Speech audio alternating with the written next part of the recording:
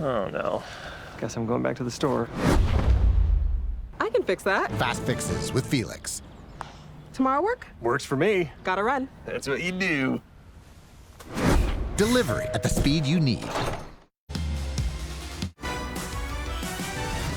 Here in Chapel Hill, North Carolina, you're watching the ACC on ESPN on a Sunsplash Saturday afternoon. What a time to be alive with undefeated Pittsburgh coming to town. It is their ACC opener against North Carolina as the Tar Heels attempt to turn their season around mid-year with this home contest against a team they've never lost to in Chapel Hill. So glad you could join us alongside of Sam Acho. I am Roy Philpott. Taylor Davis joins us on the sidelines in just 1 minute. Carolina's trying to kickstart its 2024 campaign.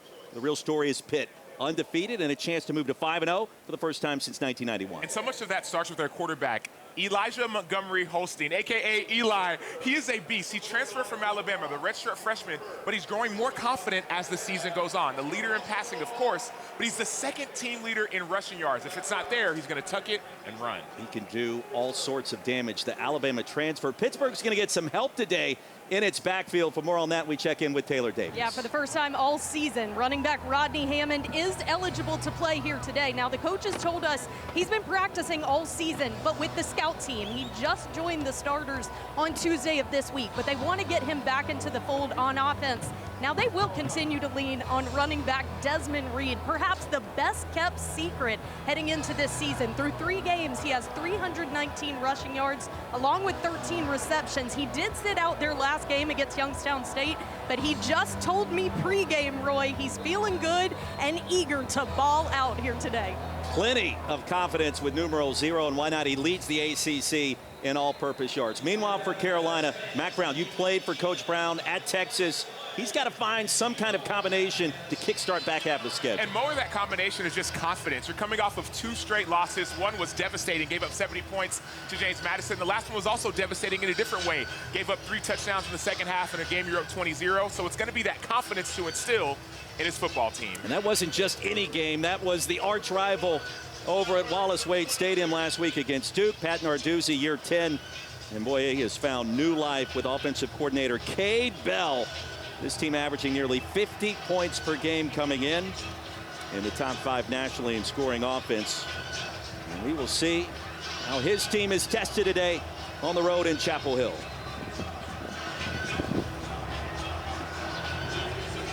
Carolina won the coin toss and defer. That means we'll see Eli Holstein and Desmond Reed on the field first.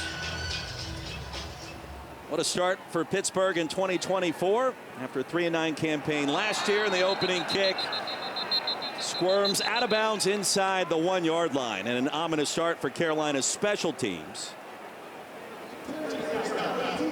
As we take a look at our impact players, brought to you by Cracker Barrel. And I'm going to start with Pitt. So when you're watching this Pitt offense, it's going to be all about Des Reed, number 0. He's small, 5'9", but plays big. Kyle Lewis on defense, always around the football. Then North Carolina, defensive end or outside linebacker edge player Desmond Evans, number 10, was one of the best recruits coming out of the nation, plays very heavy-handed and quick. Then when North Carolina's on the offense, Omarion Hampton. The scouts are here to see Omarion Hampton, number 28, running back from North Carolina. Panthers with the football first. Kenny Johnson moves in motion. Underway in Chapel Hill, and the give to Des Reed straight ahead. 3-yard pickup on first down. Reed standing at 5'8", 175, and you heard about his level of confidence from Taylor Davis, and a big reason why his quarterback is the second leading rusher for this team in Eli Holstein. They have found creative ways to move the football in the Steel City. Another touch for Reed, operating without the tempo. Reed staggers ahead across the 40. It'll be 3rd down. Hussey the tackle.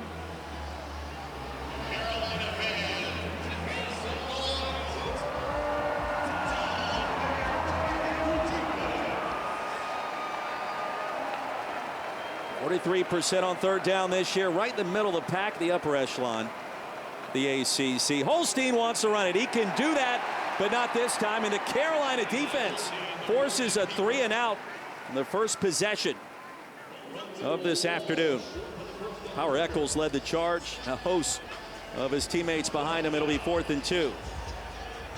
So it seems as if on this 4th down that Pitt's going to go for it right around midfield with that great field position. Smart decision to go for it because of the kickoff out of bounds. No 3 and out. They got to stand for play number 4. Analytics tell you to go for it here as well. Needing just 2. Holstein to the air, into the flats. Reed has it, and that's enough to move the chains. Into Carolina territory. Caleb Koss missed that tackle, and it was costly. Missed tackles the common denominator last week. 20 of them, in fact, in that loss at Duke. And now's when you expect to hurry up. We heard from Cade Bell. They want to go fast early, or go slow early, and then as soon as they get that first down, speed it up. Gain of 7 on 4th and 2. Holstein back to the air. Gonna heave one deep, man-to-man coverage. Caught inside the 10. Konate Mumfield hauls it in right over top of Marcus Allen, a gain of 43. Konate Mumfield is a captain for this football team. He's a team leader in receptions, team leader in yards and touchdowns. But look at that, concentration. And the challenge that's gonna happen for North Carolina is expect 5 to 7 of those deep balls, just like that. North Carolina hasn't proven that they can stop it yet. On 1st and goal, Reed, a stutter step driven backwards at the line by Desmond Evans. The first big play of the afternoon goes in favor of the Panthers. Red zone is an emphasis for this Pitt offense in Cade Bell. They practice it extensively every Thursday before their final walkthrough. Daniel Carter checks in for the first time, number 4 for the Panthers.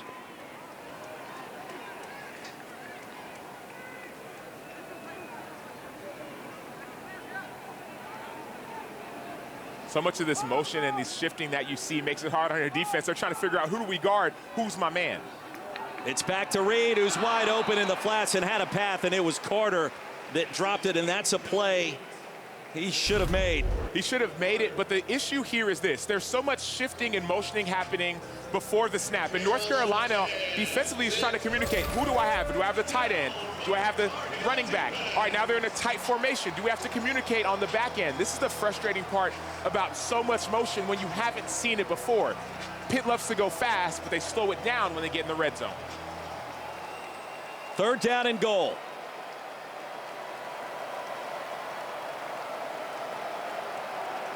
Eight in the box for Carolina. Overman went in motion. They'll fake the toss. Holstein end zone and batted down. Amari Campbell, his Mike linebacker spot, forces a field goal attempt for the Panthers. Unbelievable awareness by Amari Campbell, number 17. He's a middle linebacker. He leads everything on this defense. Notice, he's spying the quarterback. He's watching the quarterback's eyes and then matching the quarterback's arm. As soon as that ball gets out of the quarterback's hand, he matches it. And great play by Campbell, the 6', 230-pound sophomore who leads this defense. Chip shot attempt coming for Ben Sauls, who has been perfect this season. And that trend continues. Panthers on the board first. 3-0 lead, 3.5 minutes in Chapel Hill. Check-in time is 3. It's 2:55. I know. Is this what he's doing now? As your host, I have some rules. First, no showers longer than 5 minutes. This isn't a spa. No games, no fun. Yes, Coach.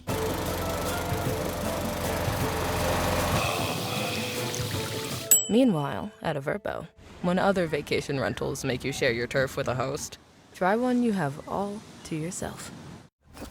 Oh no. Guess I'm going back to the store. I can fix that. Fast fixes with Felix. Tomorrow work? Works for me. Gotta run. That's what you do. Delivery at the speed you need. 3-0 our score. Pittsburgh leading North Carolina. Pat Narduzzi, year 10, mic'd up pregame. Let's go, Poppy! Let's have a day today. Looking smooth.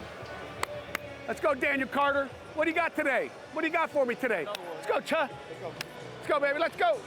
Let's go, 10. Hey, play great technique. Lockdown all day. Let's go, big dog. Have a day now. Locked up. Who's got me here? Hey! I thought it was a young guy. Yeah. That was a young guy grab. I thought it was someone young. Let's go. Let's go,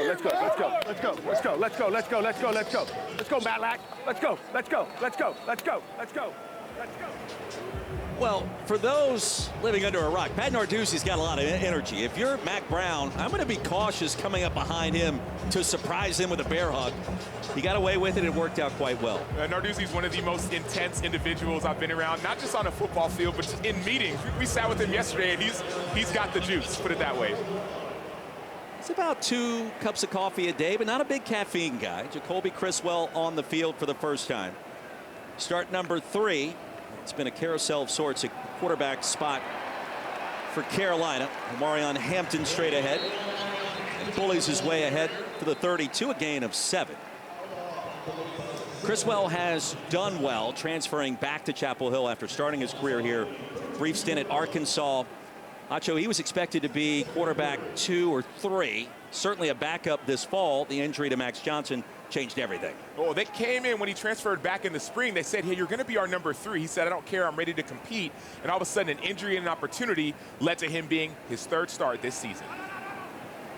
Criswell to the air, fires a pass. That was a bullet, but incomplete on the comeback. Kobe Paysor simply slipped and fell right as that ball was being released. But I'm more impressed by Paysor getting that paw up, not necessarily to catch the ball. Sure, you want to catch it, but if he doesn't get that paw up, that's an interception. And so Paysor slips but has the wherewithal to try to catch the ball, but still deflect it so that Rashad Battle doesn't pick it off and take it 6. He would have hit his head on the goalpost. Bingo. If that pass is not deflected by the intended receiver. Nate McCollum in motion. 3rd down for UNC. The pocket held up for a moment for Criswell. He'll buy some time. Penalty marker comes out. We'll check the flag. The reception by Paysor in the area of holding. Let's hear from Stuart Mullins. Holding. Offense, number 79. 10-yard penalty. 3rd down. Transfer from North Texas, Howard Sampson.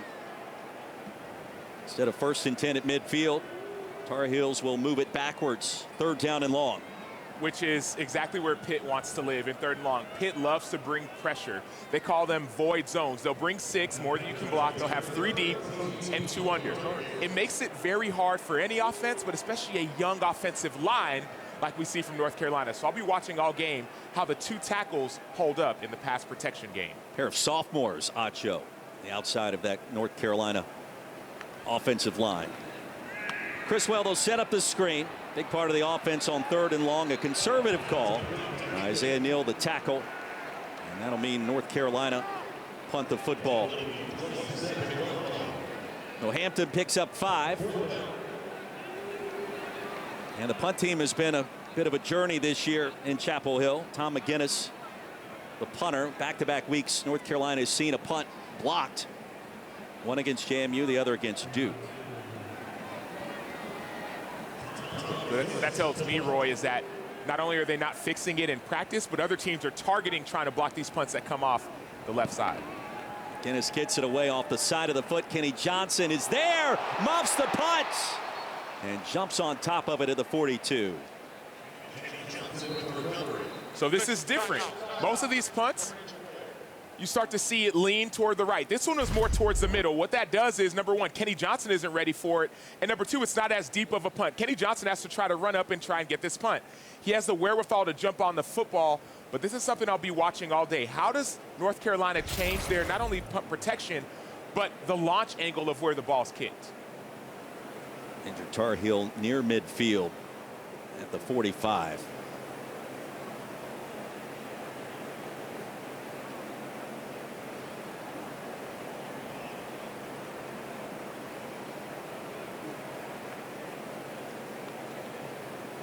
It's just been that kind of season so far. A 3-0 start, back-to-back losses, losing your starting quarterback Max Johnson for the season. He's in the building today, by the way, and has done everything he can to show his support for this team after transferring in.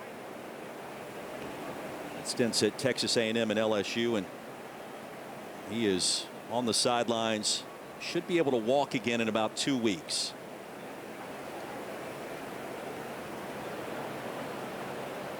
Yeah, Roy, I actually spoke with Max pregame down here supporting his teammates during warm-ups, and he told me point blank, I just want to play football. He said, I've been injured majority of the last 3 years, and it's obviously been a slow process back. Like you mentioned, he still hasn't even walked since that injury week 1. But he did tell me that today he's really going to help Criswell see the pressures. He said, I haven't played Pitt myself, but I know what they want to do defensively. And as Jacoby Criswell settles into this starter role, every bit of perspective that I can help give him from the sideline vantage point, I'm going to try and do that for him here today. Certainly a consummate teammate. It was Spencer Triplett, the long snapper, that was injured for North Carolina. He now steps off the playing surface. Pitt gets it back. Their second possession. Outstanding starting field position from the 42. Tunnel screen again. Rumbling across midfield for a gain of 9. As Kenny Johnson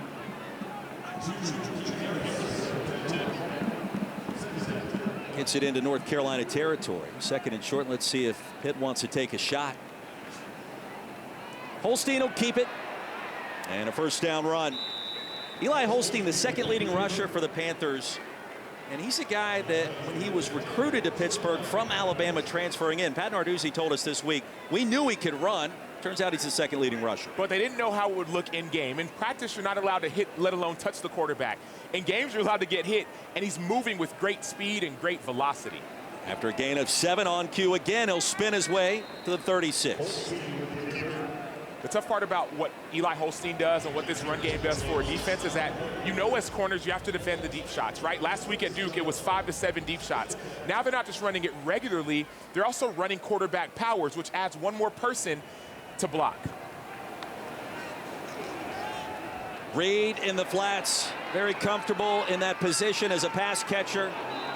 And as a running back, he absorbs a big shot at the end of the 25. His power Eccles brought him down after a gain of 11. And notice what we're seeing, Roy. We're seeing a lot of shots to the flat and then deep down the field. It keeps the defense off balance. Okay, do I need to stay back in coverage? Do I try and go up and try and intercept this ball? Expect what comes next, not now because they're too tight for it, but essentially like a screen and go. They'll fake it, then they'll take that deep shot when there's more space.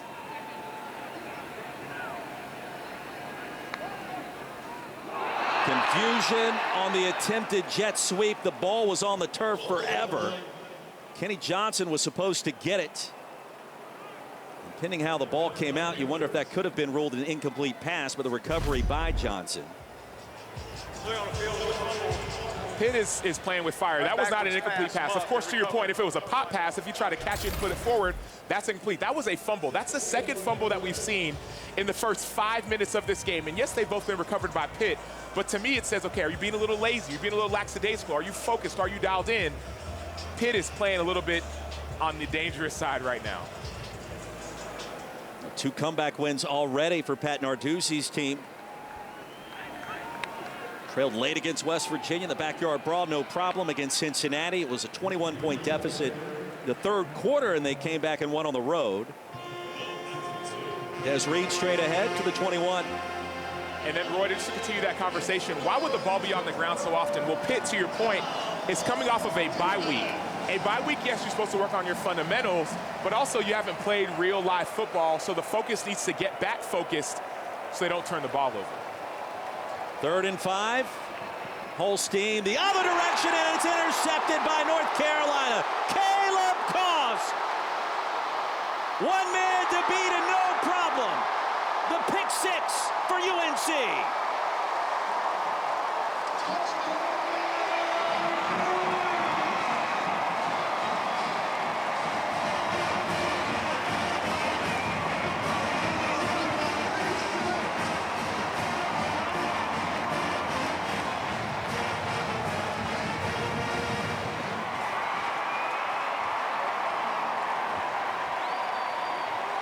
Small players, but with big heart. Caleb Koss is 5'10 and a half, 195. But doesn't matter about his size. This dude is saying, okay, I'm going to find a way to take the ball from the other team and take it 6. Second career interception. An 84-yard return. A pick 6 for North Carolina. And the Tar Heels have their first lead. 7-3. Caleb Koss is watching the eyes. He undercuts the route. That's brilliant football. But it's not just about undercutting the route. It's about finding the end zone and allowing your teammates to block for you. 7-3 North Carolina. Caleb Koss does the rest. Oh no. Guess I'm going back to the store. I can fix that. Fast fixes with Felix. Tomorrow work? Works for me. Gotta run. That's what you do. Delivery at the speed you need. This is a how-to guide to teach American companies to outsource jobs. And the president of the company that published it was Dave McCormick. Records show McCormick's companies specialized in outsourcing, calling it a tremendous opportunity. McCormick met with CEOs to encourage more outsourcing and ship jobs from Pennsylvania to China. Outsourcing jobs to make money for himself. That's the real Dave McCormick.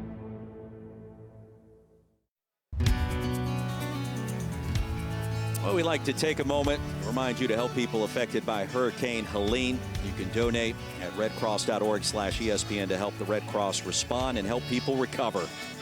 Also, you can watch special editions of ABC's Good Morning America tomorrow, Monday, and Tuesday as they spotlight communities across the Southeast impacted by Hurricane Helene, as well as their recovery efforts. It is not far from where we are in Chapel Hill.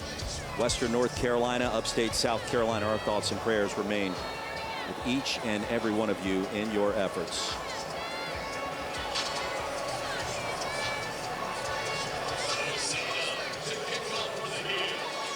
As we went out to our last break, an unsportsmanlike conduct penalty called on the backup long snapper Grant Mills. Carolina will kick off from its own 20 as a result. 15-yard infraction. Kenny Johnson from his own 13. First time today, we'll check in with Kevin Connors back in the studio, KC.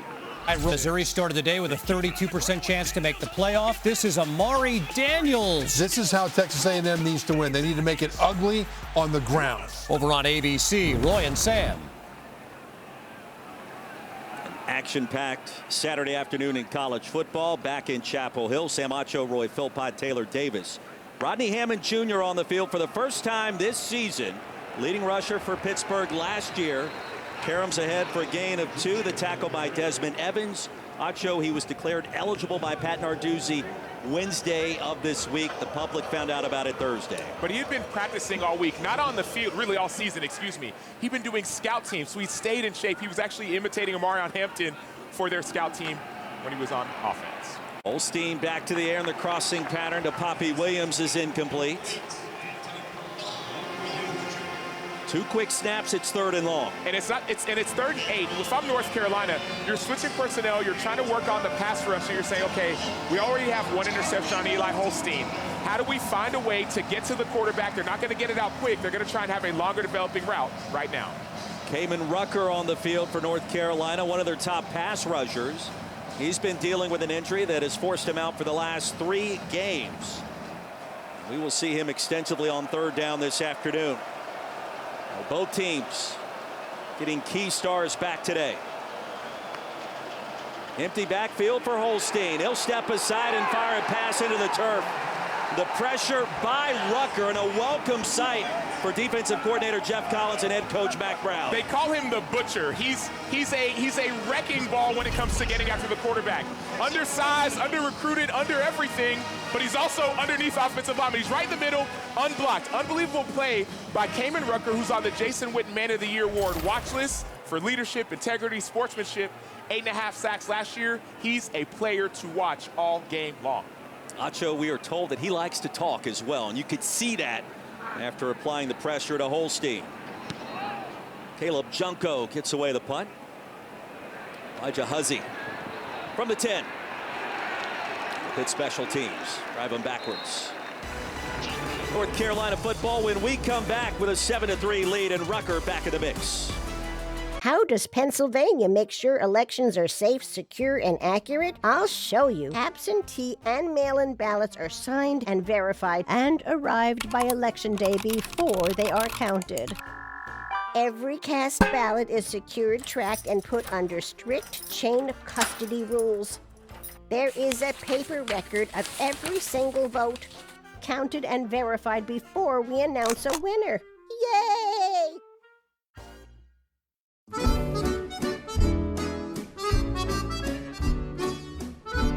From Dollhouse Detailers to Candy Queens, Hiscox ensures all kinds of small business dreams. So what's yours? North Carolina snapped the football 3 times, yet leads Pittsburgh by a score of 7-3. Sam Acho, Roy Philpott, Taylor Davis.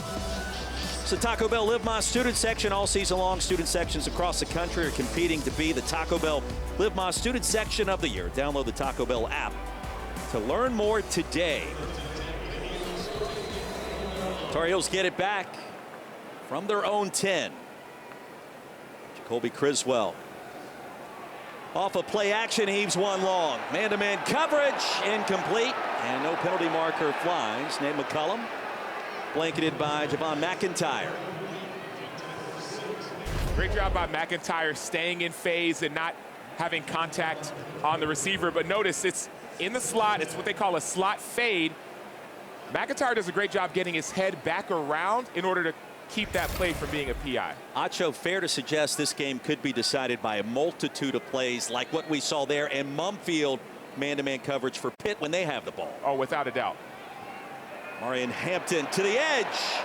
And Hampton, one of the top ground gainers in America, racing out of bounds near the 19. But the way both defenses operate, man-to-man coverage, who can win those one-on-one battles? Or who can run the ball. So, yes, man-to-man, but also Marion Hampton may be the deciding factor in this game. If he's able to run it like he has all season long, it could be a long day for Pitt. 650 yards on the ground so far. Needed one, Kyle Lewis, the tackle, but enough to move the sticks and a first down for North Carolina. And to your point, Roy, yes, it may be decided by deep shots down the field, and all that makes sense. But if I'm offensive coordinator Chip Lindsey and I'm saying, okay, we're getting 8 yards a pop, 6 yards a pop with Marion Hampton, let's keep on feeding him. And then as we continue to feed our running back, they'll start to add more guys to the box, and then our shots down the field will come out easier because there won't be as many safeties deep.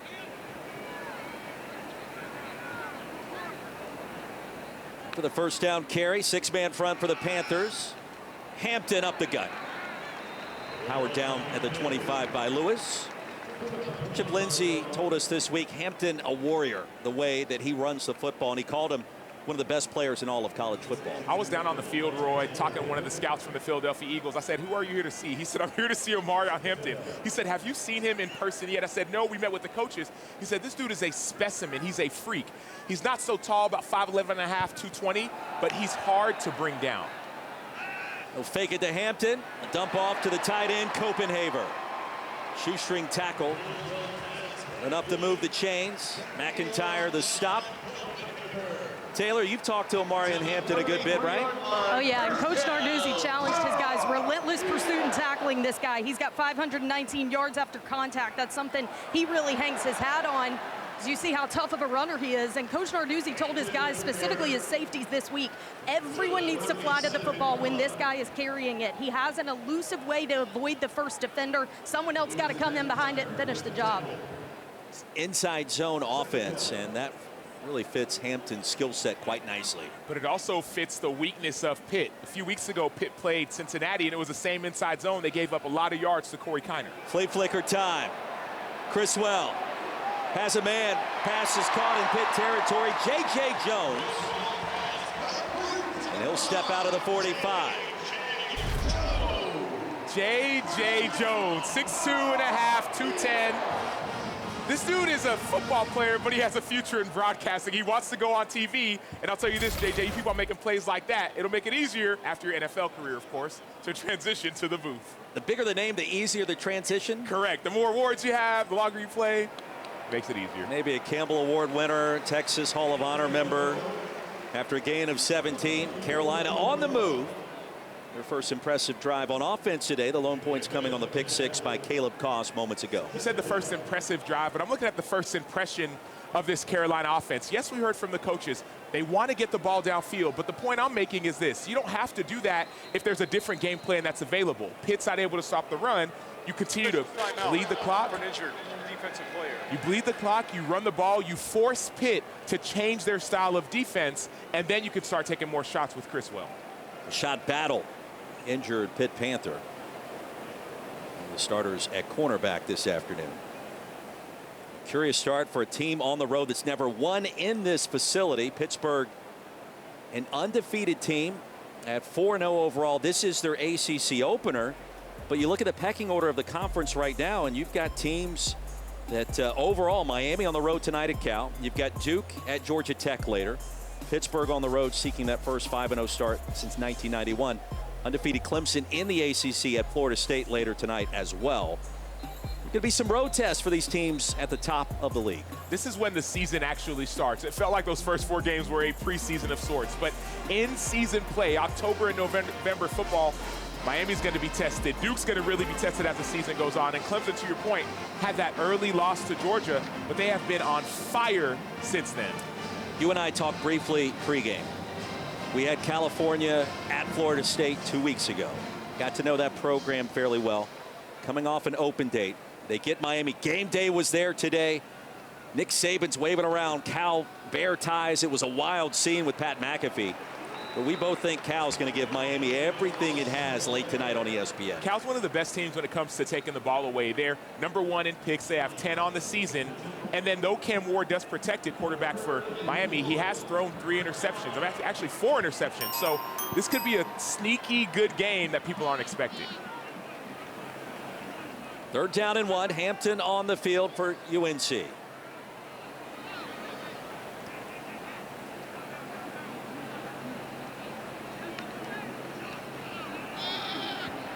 Hampton met with resistance in the backfield. Kyle Lewis.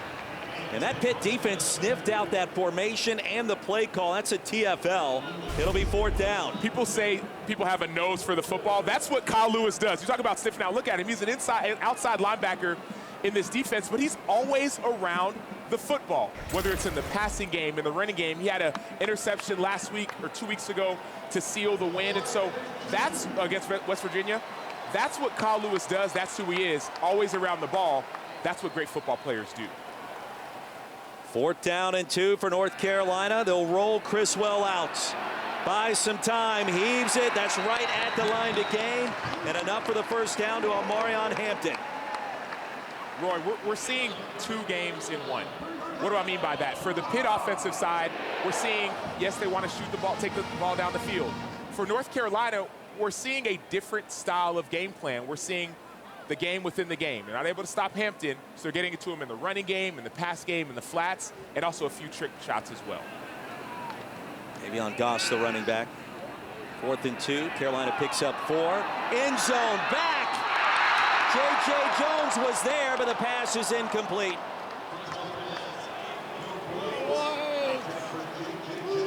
Criswell may have thrown that a split second before he wanted to, with Brandon George crashing in. Great pressure by George, but I want J.J. Jones to make this catch. I know J.J. Jones can make this catch. It was a little bit far, led him a little bit, but that ball was right in between Jones' hands. He's trying to keep his foot in bounds. I understand that, but that's a catch that J.J. Jones can make, especially if he wants to go and play at the next level.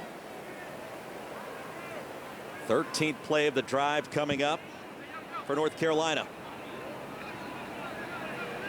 The end of our 1st quarter, and we've had a multitude of big plays. Goss's first touch, and rumbles his way to the 31. See how quickly North Carolina wants to go. Roy, during the week, we sit with coaches, we watch tape, as North Carolina is speeding up a little bit. Is this what you expected in the 1st quarter this game? I think both offenses are going to have a lot of success today. I like it when you ask me the questions, by the way. I didn't expect the pick 6. And for UNC, quite a spark to begin the 2nd quarter to lean on the defense. 15 minutes in a 7-3 ball game. Welcome back to Chapel Hill. UNC with a 7-3 lead over Pitt. Coach Narduzzi joins me now. Coach, UNC's offense is driving. How can your defense adjust? We got to stop the run, and we got to win on 3rd down. We just got to settle down, make plays in the backfield when we have opportunities. Thanks for the time. Thanks. Pat Narduzzi trying to slow down this North Carolina ground attack. 7 touches for Omarion Hampton, 30 yards in those first 15 minutes. Tar Heels facing 3rd and 6 to begin our second quarter. Inside give, racing outside is Hampton. Needed 6, he'll get about half of that. And decision time for Mac Brown. Decision had already been made. If 3rd and 6, you run a play like that, you know you're going for it on 4th down. We talked to Mac Brown yesterday. He said he loves to give his offensive coordinator on 1st down, hey, if we got 3 or less or 4 or less, 6, we're going to go for it. So it looks like he knew it. Analytics tell you to go for it if it's 4th and 5 or less. 4th and 3. It's become rather commonplace in football these days to go for it on 4th down. Criswell with time. Slant route is there. And a chain mover. Nesbitt, the tight end, first team All-ACC last year. Is he a slot receiver? Is he tight end? Doesn't matter. He catches passes in big time ones. He's 6'5", 235, so he's big, but I'm more impressed by Jacoby Criswell. He's so patient in the pocket, it seems as if he started for a really long time. Hampton up the gut, back to the line, that's it. Sheen Biles, the tackle. 2nd and 10. Roy, we talked with some of the Pitt coaches throughout the week, and they were, it seemed as if more impressed by Criswell than a lot of the public was. Biles helped off the field. Grasping at that shoulder. After technically a loss of 1 into the flats, the tight end Copenhaver is 2nd grab. Bolted out near the 16 by Lovelace.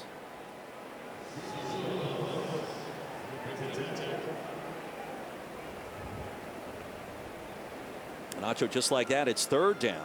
Maybe on Goss, the new running back for North Carolina. You get the sense when Pitt has the football, they want to go rocket ship fast. When North Carolina has it, they'll vary the tempos a little more. They have slowed it down on what has turned out to be the longest drive of the season. Now play number 18.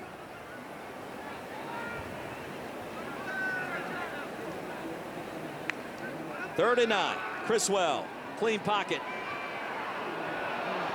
Race to his right. Really lost control of the football from behind. He'll make it down to the 10. And to the 9, he's finally brought down. It'll be 4th down. And short. And now it's decision time. Right, you took a chance earlier. You said, okay, we're 4th and 3.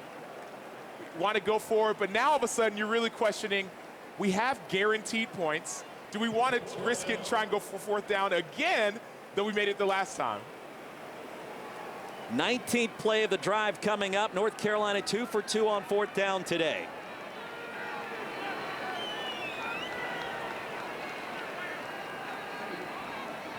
Tar Heels need 2 more yards to keep this drive going.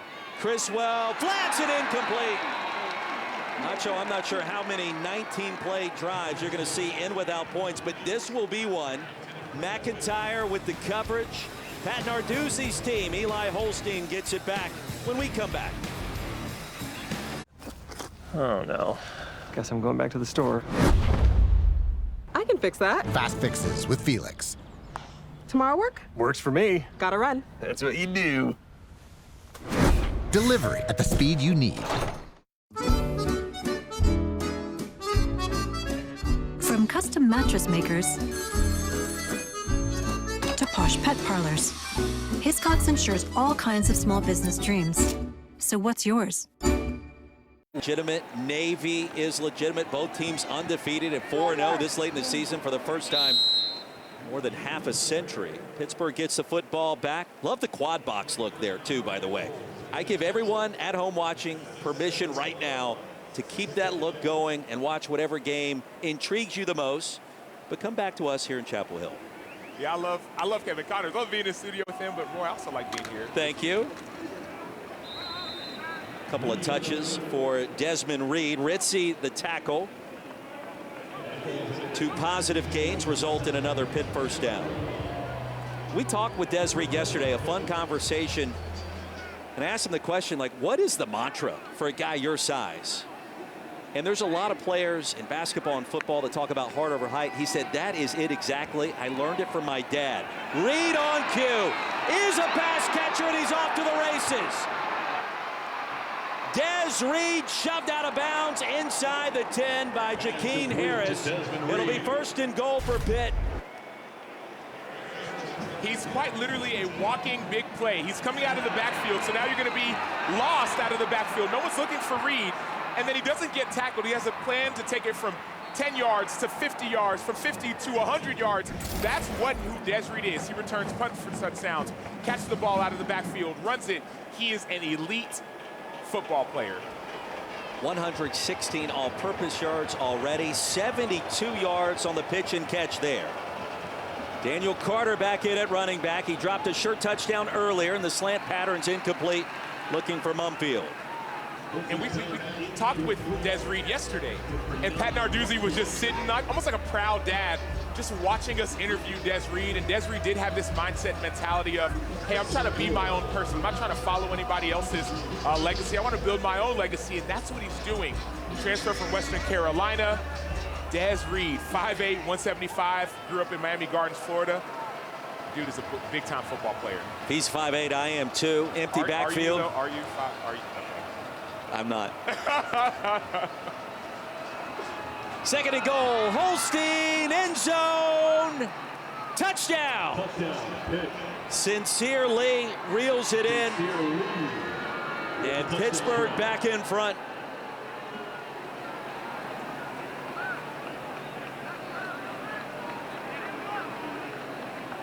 It happens quickly with this offense. The game within the game is what we're all noticing. We're noticing the run game from North Carolina, but the attack of the outside corners. That's one thing we talked to the coaches about. How do you view these corners? He said, man, they hold a lot. They're going to be challenged. Now they have to step up, and it's been a challenge for the corners of North Carolina. They're being attacked. North Carolina had a 9-minute drive, 19 plays involved, didn't score a point. How about 91 yards in 5 plays in 93 seconds? Sincere Lee with the honors, and this Pittsburgh passing attack on display back in front along Tobacco Road. Oh no. Guess I'm going back to the store. I can fix that. Fast fixes with Felix. Tomorrow work? Works for me. Gotta run. That's what you do. Delivery at the speed you need. At Amica Insurance, we know it's not a life policy. It's more than that. It's a plan you're putting in motion today to help protect their tomorrow.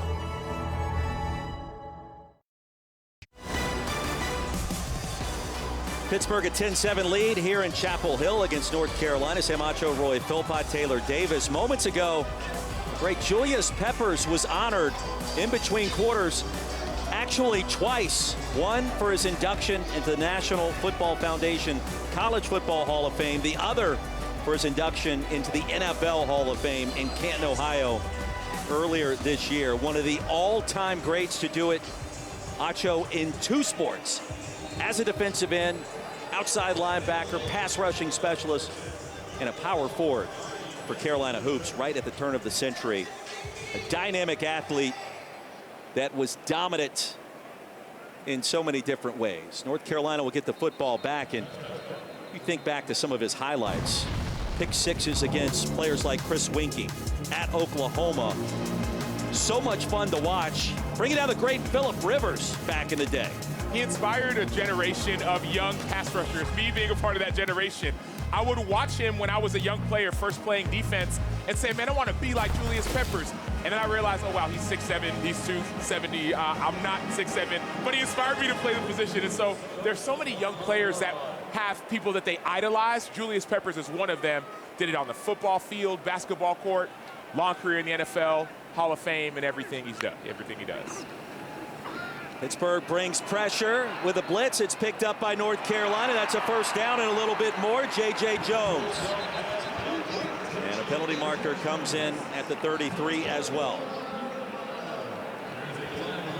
Gain of 20. Tar Heels are moving backwards. Let's see. Ineligible player downfield. Offense, number 58. 5-yard penalty. First down. It's on the center, Austin Blosky. And earlier, in this game. Criswell came off the field. They started working on that right hand, and you see a little bit of blood coming out, maybe a bruise and a slight cut on the top of that throwing hand. People talking football about blood, sweat, and tears. It's not an exaggeration. It's very real. You're bloodied up. You might have an injury, you might have a cut. You tape it up. You get it figured out. You get it covered up. Then you keep on playing. Well, toughness in question for Criswell throughout his career. Mostly as a backup at Arkansas and here in Chapel Hill. Hampton in the flats, a nifty move. Bumped out across the 25.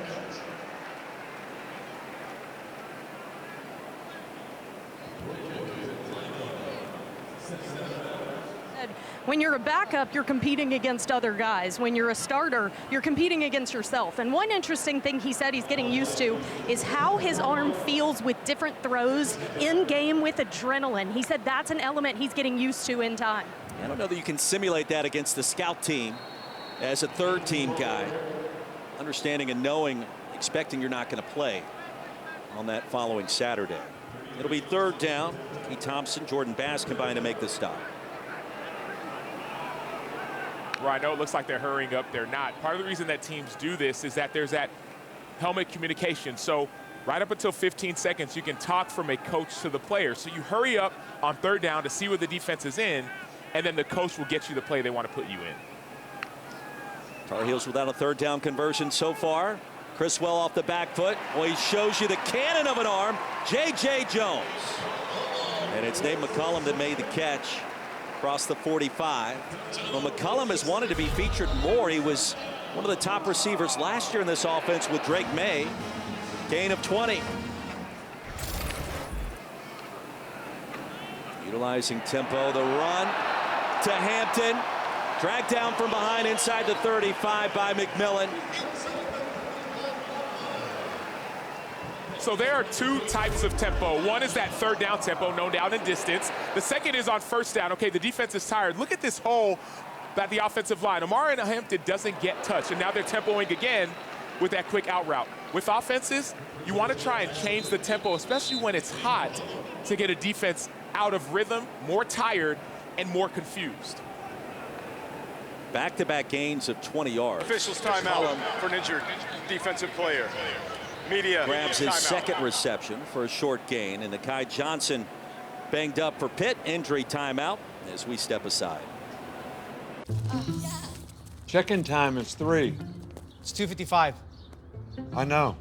Is this what he's doing now? As your host, I have some rules. First, no showers longer than 5 minutes. This isn't a spa. No games, no fun. Yes, Coach.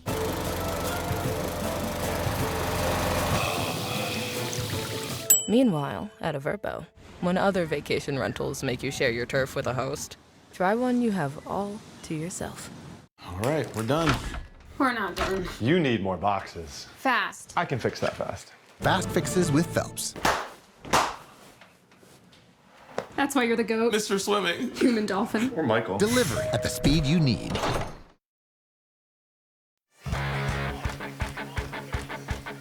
A pregame, Eamon Rucker, Marion Hampton, and Kobe Criswell getting taped up, ready to roll. North Carolina Tar Heels trying to turn their season around. A 3-0 start. Back-to-back losses. Give up 70 to James Madison. 20-point lead at Duke, your arch rival. Comes unglued in the second half. And a chance today in front of the home crowd. Get back in the good graces and figure out a way to get to a decent bowl game and close the season strong. Caleb Hood in at running back for the first time. Criswell's going to keep it straight ahead for a first down. We're seeing things that we haven't necessarily seen from this North Carolina offense. We're seeing hurry up, haven't seen that. The tempo, the quarterback runs. This is not what Pitt prepared or expected. They'll blitz the A gap after a gain of 15, and Caleb Hood corralled quickly. Well, he's been getting healthy. That was something we heard from Chip Lindsey and Mac Brown yesterday. Kyle Lewis with a tackle, and number 9 in white has been everywhere in this first half. Kyle Lewis is not necessarily the heartbeat of the defense, but he's the nose of the defense. He's always around the football. With a defense that pressures so much, you have to be able to get off blocks, and that's what Kyle Lewis does. So when I watch football, I'm looking at who are the guys who are either intercepting balls, tipping balls around the football. He's always in the picture, It's a good football player. And Lewis and Brandon George, two of the leaders for this Pittsburgh defense. And head coach Pat Narduzzi under duress. Criswell got rid of it quickly. Sean Fitzsimmons, well, that's another welcome sight for another player returning to action. And for Pittsburgh, a double nickel, number 55, making a play for the first time this year on the field. Well, Criswell making a better play. Criswell threw that ball away. So it was covered, the screen was covered, it was a screen, but instead of trying to force it, what could have been an interception, he actually threw it away. So great job by Fitzsimmons getting pressure on the quarterback. Better job by Criswell not trying to force a ball that wasn't there. 3rd and 12. And the play whistle dead. Timeout called by the Panthers. Prior to the snap, timeout. Pittsburgh, their first of the half. 30-second timeout. 10-7 our score here. 7:07 remaining in a fast-moving first half. And we will get you to the studio. Kevin Connors, hello. All right, Roy, Bryson Day. Sam knew I was going to shoehorn that Army highlight in. Yes, he did, and we appreciate it. Hey, the service academies, Navy's at Air Force today. That's a big game, but these two programs, they keep winning games. Acho, they got a chance to crash 12-team college football playoff in December. Yes, because the highest-ranked Group of 5 champion will be in the 12-team college football playoff, and they both have the schedules to try to back that up. Navy, we talked about them. They're going to play Notre Dame in just a few weeks. They have the offense to do it. Army as well has a schedule to back it up. And you heard about Bryson Daly. Blake Horvath, the quarterback for the Mids, has been impressive. Criswell, end zone, and incomplete. Nesbitt with a 6'5" frame. He needed to be about 6'7" there to haul that one in. It'll be 4th and long and a field goal attempt coming for UNC. Yes, that was a miss by Jacoby Criswell. We understand that. But I'm impressed by the maturity. You've got to be able to hit this, but they're going to go back to this play. Essentially, your 6'5" tight end, you run him right up the seam between the corner and the safety. The play is there to be made. So they're going to go back to the sideline, go to the ad pads and say, hey, this play is here. Let's go back to it next time we get into the red zone. Noah Burnett, 34-yard effort, 8 of 9 this season. Got underneath that one a little bit, and Burnett slings it through. Tied at 10. That gives us a moment to remind you this season Allstate will celebrate every field goal and extra point made by participating universities by making a donation to the university's General Scholarship Fund. Thank you, Allstate. Roy, I have a dumb question, and I'll call it a dumb question. You were a kicker. You said he got underneath it. How does a kick? I mean, that ball went like 30 yards in the air. How does that happen? I mean, think about it. You're on the tee box, okay, right? You're on the number 1 tee, and you've got your driver out, and you hit just below where you want to on the golf ball, and you kind of pop it up. Not that he popped it up, but you could tell by the arc of that kick that maybe that ground was touched just a little bit too early before he swagged through with the foot. Not a golfer, but the kicking part made sense to me. I think place kicking and the art of the golf swing are very similar. Always felt that way.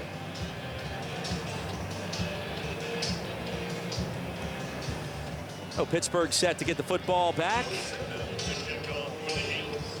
feel like we've talked a lot of special teams in this first half today.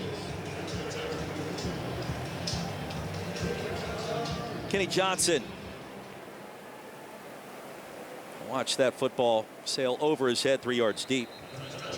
Coming up later today and tonight on ABC, number 5, Georgia hosts Auburn, the Deep South's oldest rivalry. Then it's 7:30 in primetime, 4th-ranked Tennessee on the road at Arkansas. The Hawks in search of their first win at home against a top 5 foe since 1999. You can always watch on the ESPN app as well. Nico Iamaleava has been sensational, starting quarterback for Tennessee. Hogs with Taylon Green, the Boise State transfer, something to watch there. Auburn's got all kinds of question marks. Its quarterback position. Holstein's going to keep it. Pitt has it. He slides in across the 30. Here comes a late flag. 2, in fact. And some extra contact by Will Hardy as Holstein tried to give himself up. Well, he didn't try. He did give himself up, and he's pointing to his head saying there should be a targeting. As soon as Eli Holstein, as soon as his backside starts to go down, the play is over. After the play was over, personal foul, unnecessary roughness with targeting. Defense, number 31, 15-yard penalty. First down. The ruling of targeting is under further review. Targeting means that Will Hardy's afternoon could come to a close. We'll take a look. The front of that helmet come caroming down. Replay official Rusty Acree, and of course the command center has the ultimate say when it comes to reviews in the Atlantic Coast Conference this season, Acho. We know the football will be spotted at the 46 after a 6-yard run and a 15-yard penalty. In your mind, is that targeting? In my mind, it is. And the reason I say that is that the play is over, and the question is, okay, forcible contact to the head or neck area. The question we have to ask is that forcible? It's kind of on the edge, but my issue is this. Okay, he already slid. As soon as he slides, plays over. Then even you go to that head, the crown of the helmet. It's the crown of the helmet. The crown is the very top of the helmet going down to 6-inch radius. So I see crown of helmet. I see it's a defenseless player. The only question I still have is, was it forcible?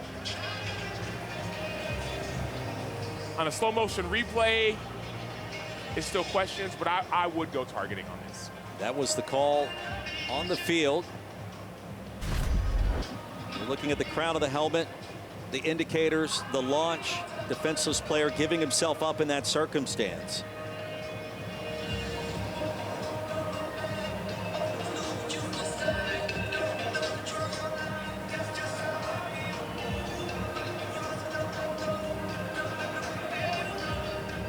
As I look more and more, Roy, and of course there are different angles, part of me starts to question. See, this angle some angles look like it's forcible. Some angles look like it's not. So they have to confirm that it was forcible contact for it to be targeted. Hardy, a junior from Lawrenceville, Georgia. After further review, there is no foul for targeting. It's first down after enforcement of the penalty for unnecessary roughness. Penalty still counts. Hardy can still play. He is not ejected from the game or disqualified. So Hardy remains on the field. Was not a vicious shot. The more that we examine those replays, that would be the one angle which is not necessarily quantifiable.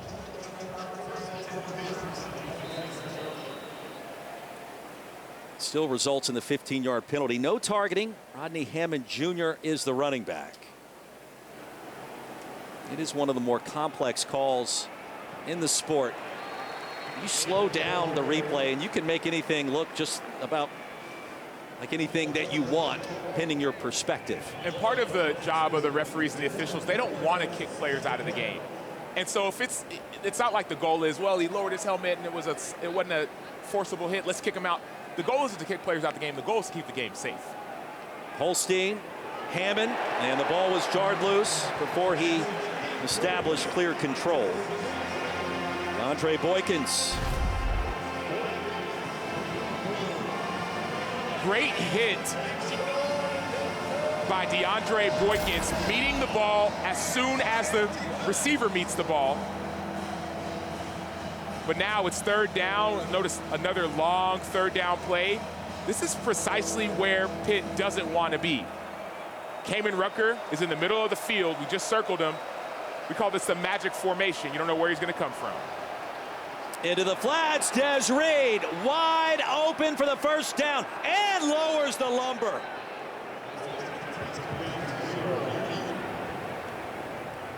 Well, Will Hardy just had a little revenge exacted on him by numero 0 and a gain of 23. Yeah, the tough part is, so they're playing somewhat of what we call a palms defense. So you have to be able to see the running back to the flat, and that's what didn't happen right there, is the inside defender didn't see the running back to the flat. Holstein, the crosser, Poppy Williams for the touchdown.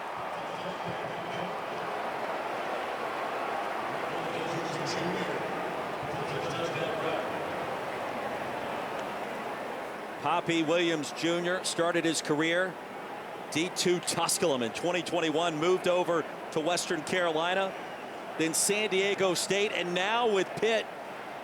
And that Pittsburgh pace, the tempo, they call it the pro tempo, with how quickly they like to go. It'll catch you on your heels here in Carolina.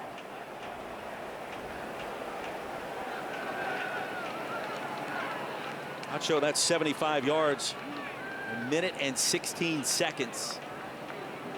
Ben Saul's the left-footed kicker, bangs it through. This is the second time we've seen receivers open across the middle. When you're playing a zone defense, you have to get as much depth as you possibly can.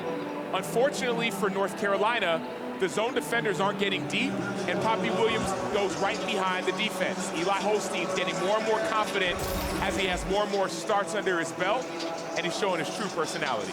Yeah, we talked with Cade Bell yesterday, and he said the eye pads have been a big-time difference maker for us because we can show it to the guys, not just Holstein, the quarterback, but the wide receivers. Hey, you're open. We're going to get you the football.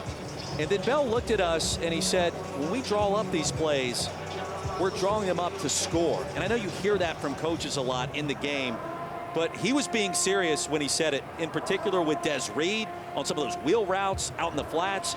You're going to be wide open.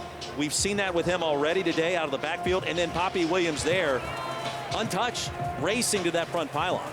Cade Bell had mentioned Poppy Williams is a guy they want to target. He said if we drawing it up to score, and if that first read isn't open, it's okay to go to the check down. I want every play to be a touchdown. You can go to the check down or run it if we need to. Nate McCollum to the outside, dragged down from behind. We check in again with Kevin Connors. All right, Roy, Kevin Jennings and SMU 3-31 on the road against ranked teams since 1990, but they're rolling today. This is a huge game in the ACC. We think of Miami and Clemson for ACC championship game. This game is for who might be that third contender. Mustangs trying to get to 5-1, Roy. They lead 21-10. 4-1 on the season for Rhett Lashley's team. The only loss, a close setback to top 20 BYU. SMU, first year in the conference, is starting to make some noise, Acho. They are, and a lot of people didn't expect them to make noise, especially now playing with Jennings, a backup quarterback. So they've been an impressive team. Big win against Florida State last week, and now they're doubling it up this week. Shot battle, the tackle on Hampton. SMU did something in the preseason I've never seen. Rhett Lashley brought both of his quarterbacks to the ACC football kickoff in August. Preston Stone and Kevin Jennings. Jennings has been more reliable so far, and so they've stuck with him. And part of it, when I watched Preston Stone earlier, I'm wondering, is he injured? What's going on? But it looks like Jennings is going to be the guy moving forward. Yeah, I think so. 17-10, Pittsburgh in front of UNC. Tar Heels have it. Criswell under duress and heaves it out of bounds. Looking for Paysour. He got crunched about 12 yards deep by Isaiah Neal. This is the pressure that we talk about for Pitt. This is who they want to be. They want to bring there's great penetration by 55, but they want to bring pressure. They want to try and force you to make a decision quickly. If you try to go to your second read, they expect you to get hit just like that. And so you have to have answers for this defense. Usually these answers are screens to the flat, to the running back, or quick receiver screens, or running the ball towards the outside. Those are the answers to the questions that Pitt provides. Panthers with 4 quarterback hurries so far. Here comes more pressure off the backside. Criswell, a dangerous pass. Rasheem Biles back on the field. We entered the medical tent moments ago, now healthy apparently. Nearly had a turnover. So that time there wasn't as much pressure by Pitt, but that's that balancing act of, do I have to get the ball out quick? Are they going to blitz? What do I do? So great play by Biles, but also better job by the Pitt defense of keeping North Carolina off balance. Tar Heels with their backup long snapper on the field, Grant Mills, after Spencer Triplett was injured earlier. Tom McGinnis gets it away to Kenny Johnson. Johnson stays alive. Penalty marker flies in right as he's tackled at the 26.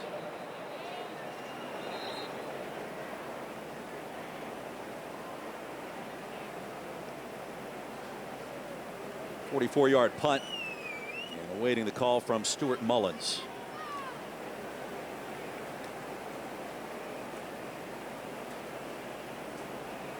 People talk so much about special teams. They say that penalties kill returns. So special teams coordinators, the thing they hate the most are penalties. During the return, personal foul, illegal blindside block, receiving team, number 18, half the distance to the goal, first down.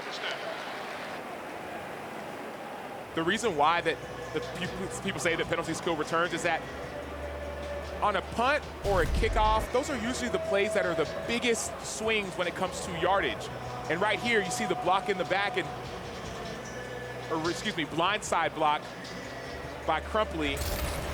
That's about a 24-yard difference in field position. So that's the frustrating part for special teams coordinators here. Jacob Branowski, the coordinator for Pitt, when it comes to the field position you want to win. Marion Crumpley across the Panthers. Spot of the foul, 21-yard line. Penalty enforcement will put the ball at the 10.5-yard line. First down. Holstein and Desmond Reed back on the field. Heart over height for numeral 0.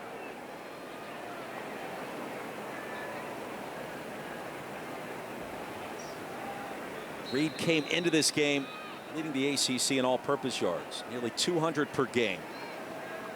Soft hands out of the backfield.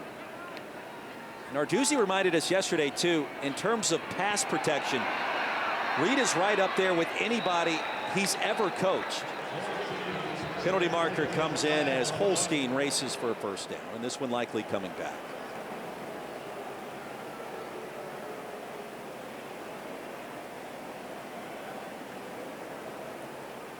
Holding. Offense, number 70. Half the distance to the goal. First down. And we asked Des Reed's offensive play caller, Cade Bell, about what he's brought to the table. Remember, these two were at Western Carolina last year. It's kind of a turnkey solution. You bring in your OC, you bring in your diminutive running back who's able to put up all these yards, and then you bring in a wide receiver in Sincere Lee, who also played in Cullowhee with the Catamounts, plus a transfer quarterback from Alabama, and Eli Holstein. A brand new offense. Reminds you a little bit of what Pitt had with Kenny Pickett back in 2021. And that year, Taylor, Panthers won the ACC. They're in good company, but down here on the Pitt sideline, Cade Bell, you would call him a player's coach. After that last touchdown, he was the first one to congratulate Des Reed, pull his quarterback and receivers to the side, immediately giving input. He said that's why he likes to be down here on the sidelines. Big communicator with the players. Yeah, I mean, he's almost as young as many of the guys on his roster. Across the middle, penalty marker comes in. And on 2nd and long, holding call likely coming on Pitt's offensive line.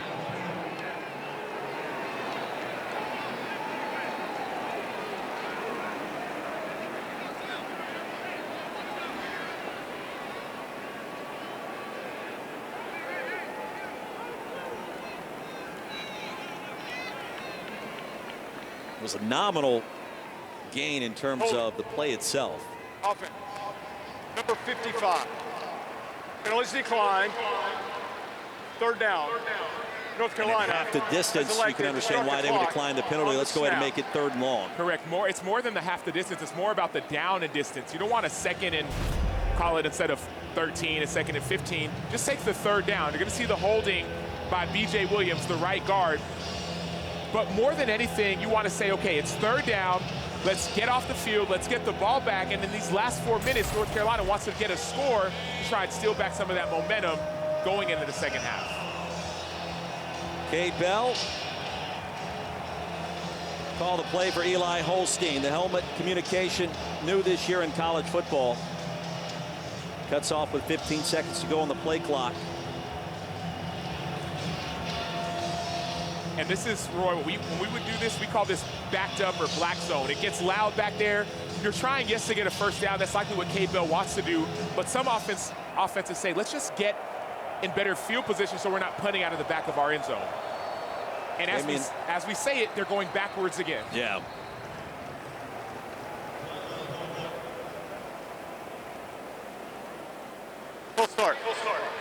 Offense, number 11. Half the distance to the goal, still third down. Clock will start on the snap. Lee costs his team. Kamen Rucker back on the field for North Carolina. We've already talked about his impact today. You wonder what kind of difference he could have made against JMU or Duke in these last 2 weeks.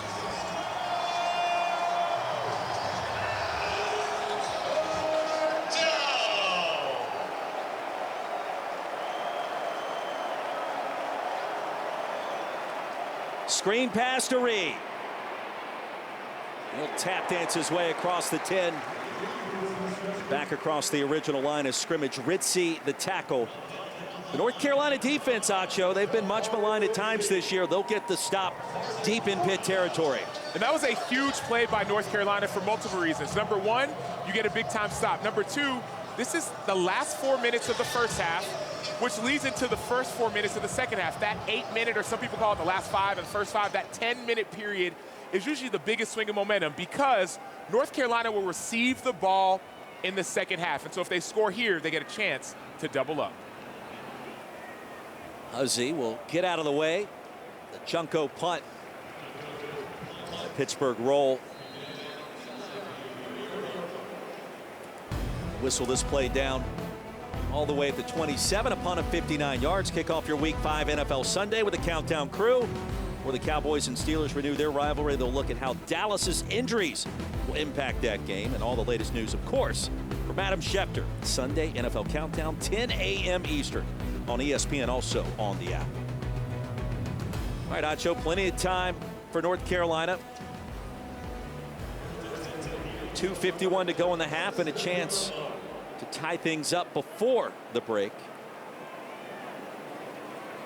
And Jacoby Criswell, it's been uneven at times, but you look at his numbers, 9 of 17 for 76 yards. He's avoided some big losses.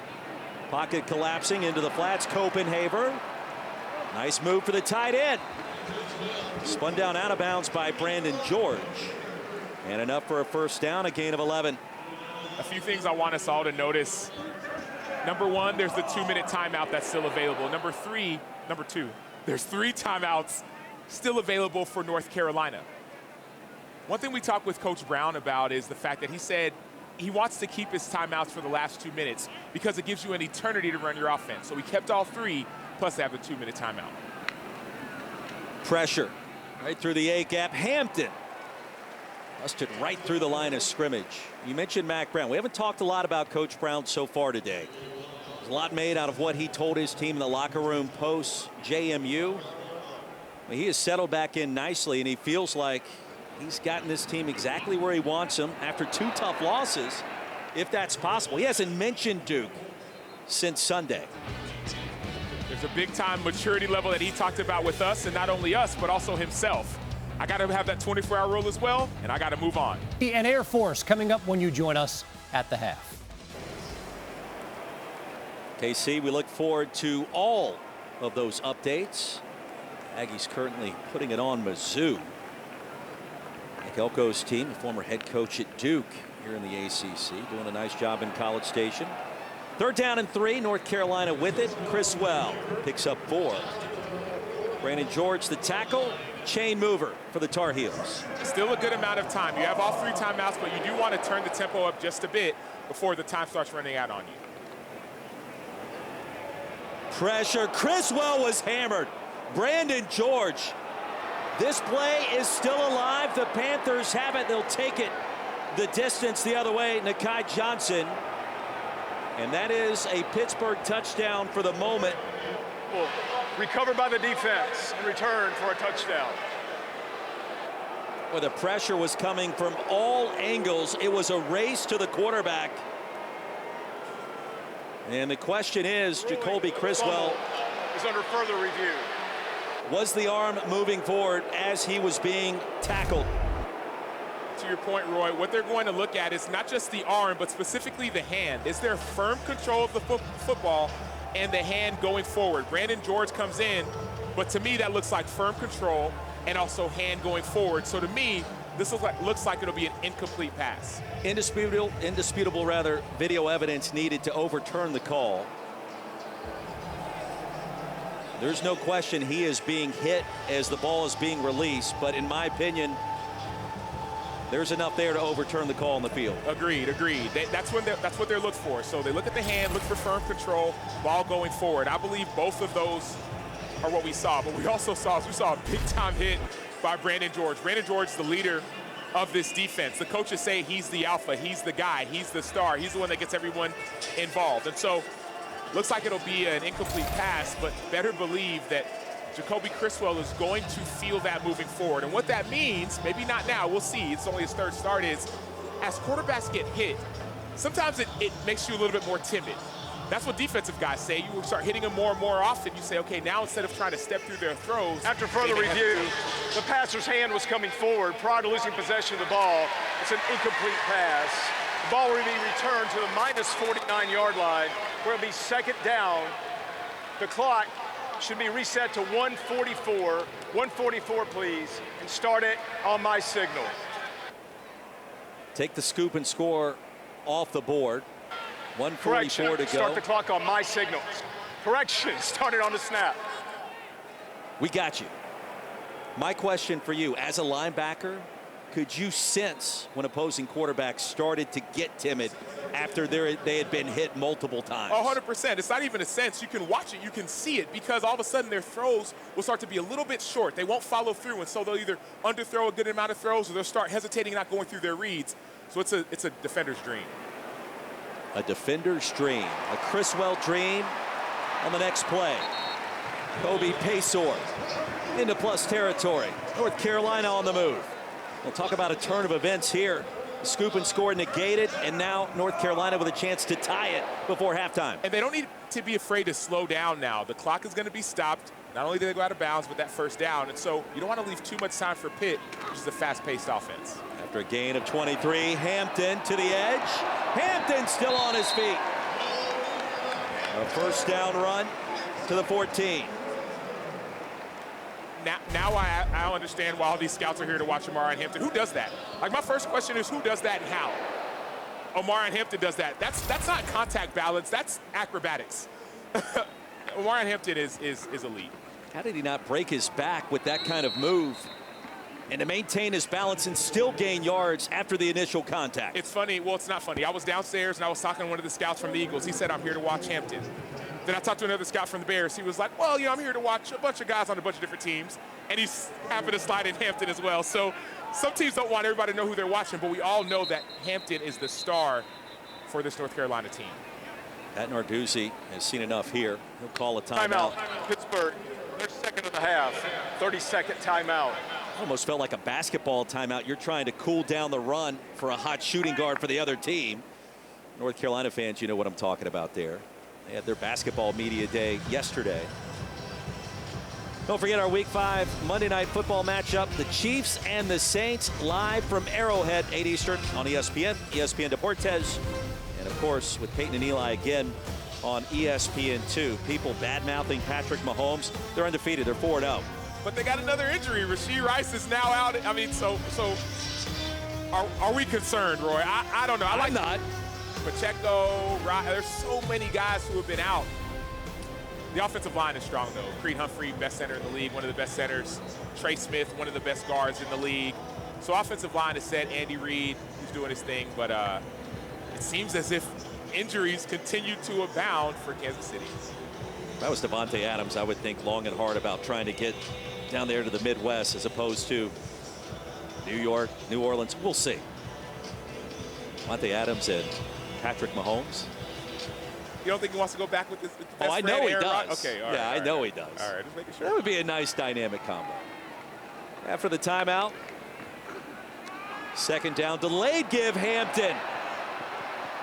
Cuts it back inside in a strong finish. Sheen Biles the tackle. It should be enough to make it first and goal, and it is. The most important thing, Roy, that I saw was how Omarion Hampton sought contact. Smart enough to know he doesn't need to go out of bounds. They have all 3 timeouts. Smart enough to know the clock's going to stop. And smart enough to know that these 3 extra yards of me lowering my shoulder is going to be more beneficial to my team than stepping out of bounds. Brilliant play. Jumbo set, multiple tight ends, inside give, Hampton legs churning, across the goal line for the touchdown. Omarion Hampton would not give up.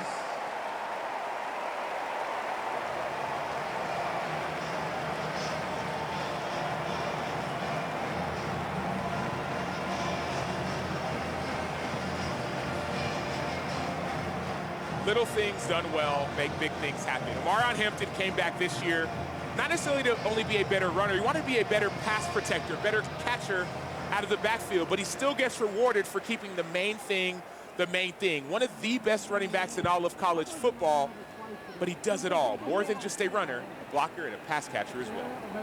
7th touchdown on the ground this season, the 30th of his career in Chapel Hill.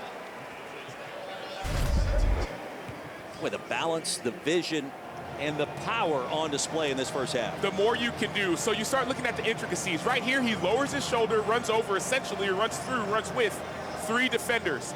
On the play before, you see him break somebody's ankles that he should have been. He's not so big, not 6'3", Derrick Henry, but he runs strong. He's physical. He's the Gatorade North Carolina Player of the Year in high school. Now he's top 10 in rushing for North Carolina history. Ran for 1,500 yards last year, which was 5th in the nation. Draft stock rising. NFL teams don't like drafting running backs in the first round. We understand that. That's the world we live in 2024. But Hampton is a guy playing for Coach Mack Brown. Think about what he could do for your team at the next level. The power, the vision. We talked about the speed. Nose for the end zone. True difference maker. Even at the running back position. Eli Holstein back on the field. Penalty marker comes in as well. Well after that play concluded. A lot of flags. Feels like we've seen more penalties this year in the sport overall. Acho, in the games that we've had in the ACC and the SEC, I think that's been the case. Could be critical depending on who it's on, because 40 seconds left, an offense that loves to go fast paced still has a timeout. If this is on North Carolina, gives Pitt good field position, expect a few deep shots. 1 timeout for Pitt. After the play was over, personal foul, unnecessary roughness, receiving team number 82. After this is to the goal, first down. Malachi Thomas, one of the upbacks. Tied at 17, 42 seconds to go in the half. Pittsburgh the 1 timeout to work with. We're already under the 2-minute pause. And Acho, they'll move the football inside the 15. How aggressive should you be if you're Cade Bell and Pat Narduzzi? It's more than should, it's who you are. Cade Bell is an aggressive human being, only 31 years old, but last year at Western Carolina had the top scoring offense in the FCS, one of the top overall offenses, and they're already one of the top offenses now here in Pitt. So they're going to be aggressive. You only have 1 timeout, but first down, stop the clock.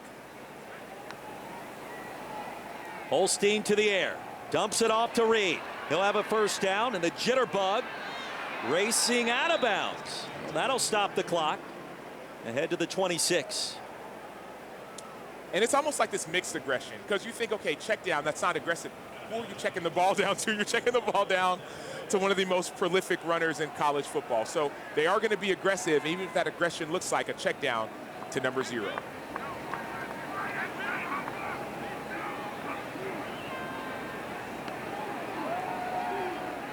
Backside pressure, Holstein to Reed. Gain of 4. Clock moving. I would have called a timeout there. With all the receivers running down deep, the clock is ticking. Wasted about 7 seconds. Holstein again. Reed grabs it high. It's enough for a first down, and we'll see if Pitt wants to utilize a timeout here. Clock will pause for a moment. Move the chains. And now running. Holstein's got to go. Penalty markers fly in. Mumfield has it in North Carolina territory, but a holding call will negate everything you just saw.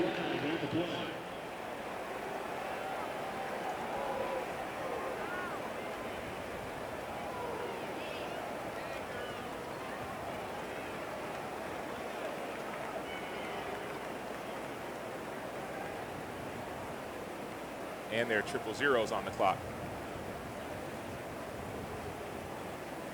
Holding. Offense. Number 78. The penalty just declined. It's halftime. Halftime in Chapel Hill, tied at 17. Let's get you to the halftime report. Kevin Connors, Trevor Maddich for the FOIA halftime report right now. Back inside Kenan Stadium, tied at 17 to begin our second half. Moments ago, Taylor Davis with Mac Brown. Coach Brown, a tie game at the half. What does your team need to do to close this one out with a win? Taylor, we gave up about 4 plays defensively that we can't. We just got in the wrong place, so we've got to stop those 4 explosive plays. We got to take away the penalties on offense. We should have more points. We've been moving the ball, and we got to protect a little better, but Jacoby's hung in there. We dropped a touchdown pass, and we got to get better field position with our kicking game. It's 2 even teams playing their guts out, and this is what college football is all about. We love it. That's why we love it. Best of luck. Thank you. Taylor, thank you. With Sam Acho, Roy Philpott, North Carolina set to receive our second half kickoff. Nate McCollum goes back deep to receive for the Tar Heels. Trying to stop a 2-game skid. Pittsburgh trying to remain undefeated and improve to 5-0.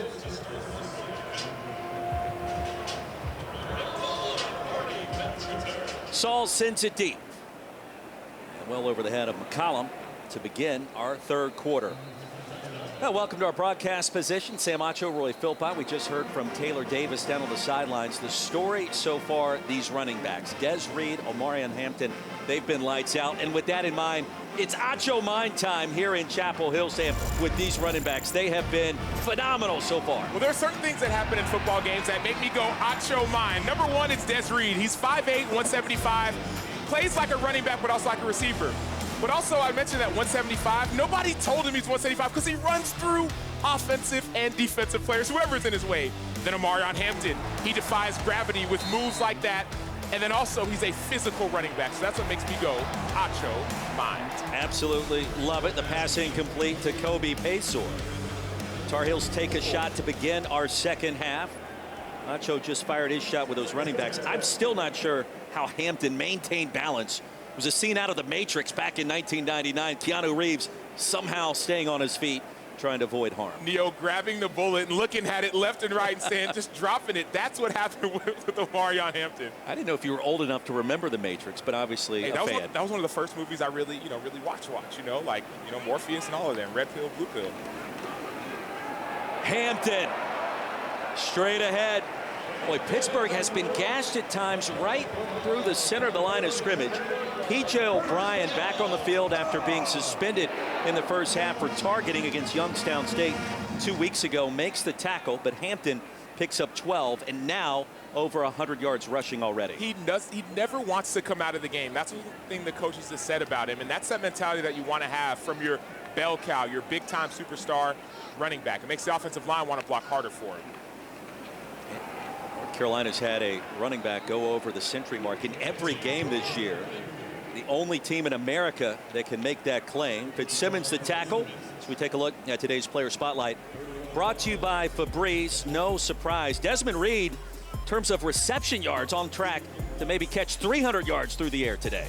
Desmond Reed does it all, and he usually does it in the second half. I remember that Cincinnati game from a couple weeks ago. Pitt was down big, and all they did was dink and dump it to Des Reed, and he had over 100 yards in that second half alone. So that's what I expect in this game. Des Reed, a heavy dose. On 2nd and 12, Criswell elusive across his body, and J.J. Jones into Pitt territory. Ushered out at the 47. Ryland Gandy had a chance to make the tackle, couldn't do it. Jones made him pay.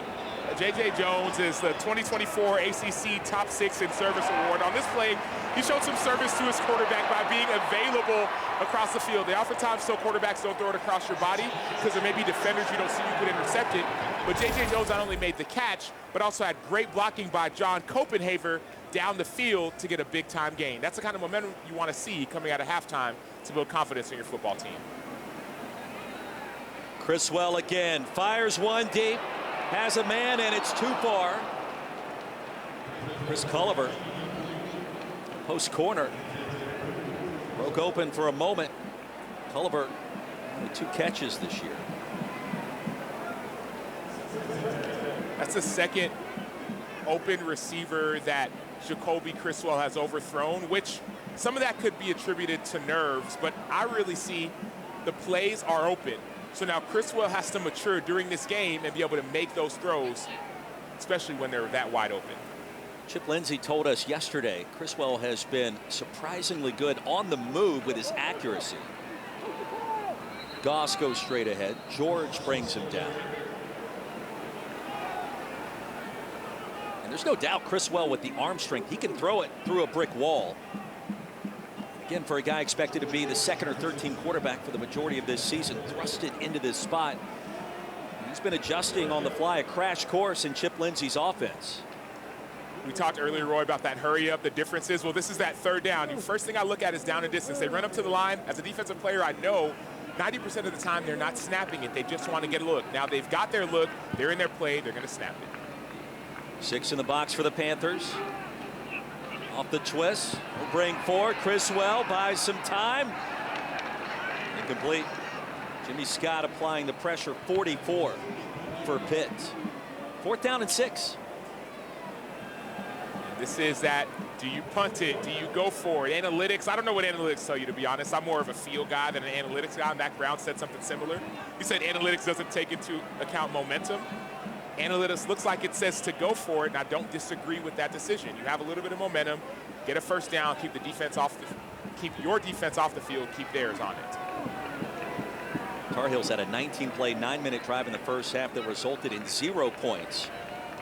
3 minutes off the clock to begin our 3rd quarter. Man-to-man coverage at the bottom of your screen with J.J. Jones. They'll go the other way, and it's incomplete. They tried to set up the screen to Kobe Paysour, and that play was blown up, it felt like, from the snap. Nate McCollum has too much traffic in there. He's supposed to be blocking. Paysour tries to come back, doesn't come back with enough intent. The ball wasn't placed properly. 4th down, turnover. Kenan Stadium, the site. You're watching the ACC on ESPN. North Carolina trying to stop a 2-game losing streak. Pittsburgh trying to remain undefeated. 12:01 to go in our 3rd quarter. We remain tied at 17. Samacho, Roy Philpott, Taylor Davis. Greg Reed, a touch. Leading all-purpose yard man in the ACC. Grabs a couple. The tackle by Desmond Evans.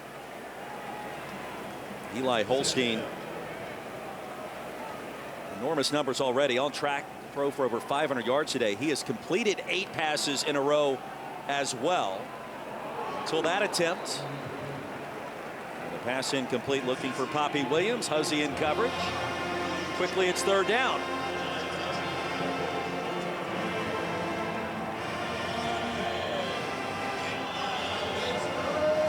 This team, we talked about it all game, Roy. They love to go fast, but on 3rd down, they go slow. They want to be in the right play. They understand how critical 3rd down is. What is that right play? Who do you target? Maybe you may target number 29 on defense. That's who they targeted on some of these other big plays. Reed's got it, and a 1st down into North Carolina territory. Jakeem Harris, the tackle. Drive remains alive. Anytime Pittsburgh needs a big play, Des Reed has provided it. Holstein, the pump fake. Heaves one deep. Plenty of air underneath that one, but incomplete for Johnson. And it was 29 in coverage. Marcus Allen. Boy, Holstein, right after the pump fake, was looking Johnson's direction. He was not open. Not sure if he was trying to throw it away. He did give Johnson an opportunity. That play didn't have a chance, it felt like. It was good coverage by Allen, especially early on in that play with the jam to keep the timing of that play from being perfect. 2nd down. Mumfield moves out. Penalty marker flies in, and the dump off across the middle. Lee grabbed it, but a holding penalty will negate it.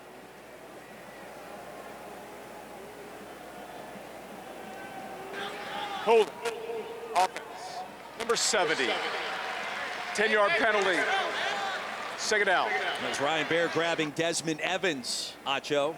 And sometimes I know Desmond Evans doesn't have a sack yet or a forced fumble or an interception, but sometimes there are different ways to affect plays. That's one of them.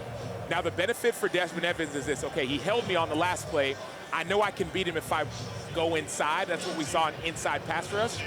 The next step could be, okay, fake inside and go outside. The ball does like to come out fast in this offense, but Evans could build momentum as he continues to grow his pass rush. Jeff Collins said yesterday, he's wild and crazy. He said he's too much like me. Holstein slings it. 1 yard short of the line to gain. Back to Des Reed.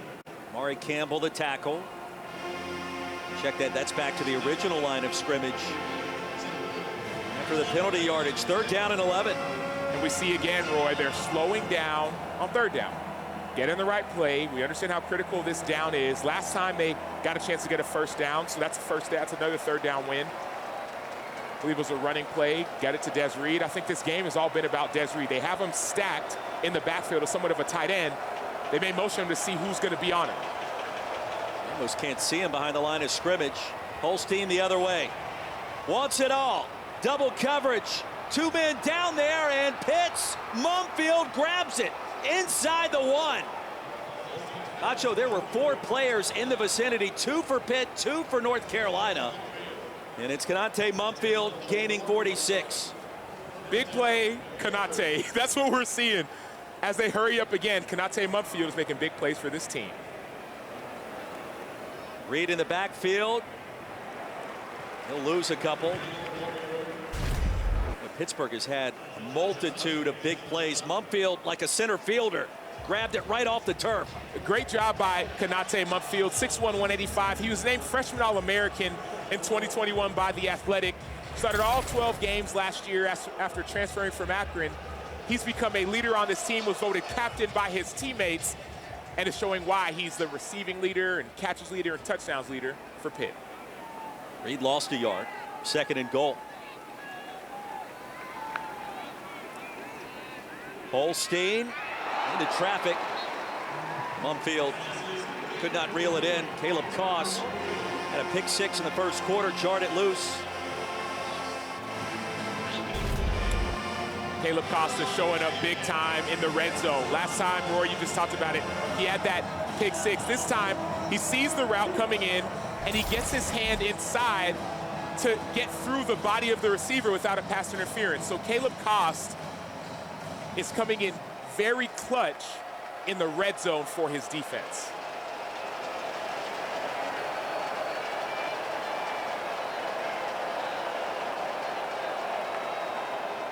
Holstein. Reed into the flats. 1 man to beat towards the front pylon, and he got there. Right in front of Campbell. Touchdown, Pitt.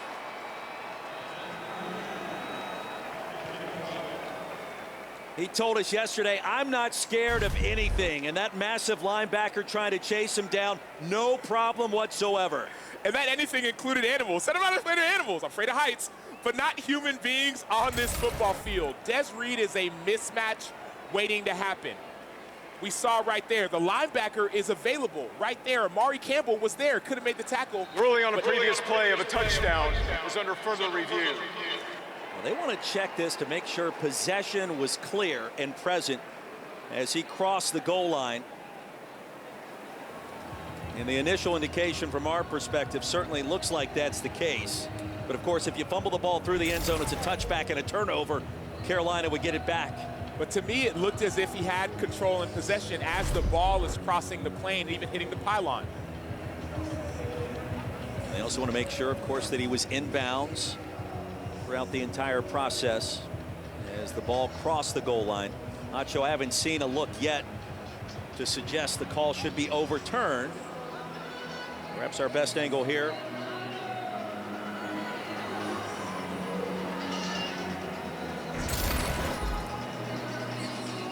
Now the longest After further drive review, the ruling on the field stands. Touchdown. took 3 minutes and 3 seconds off the clock today for Pitt. 58 yards with Des Reed.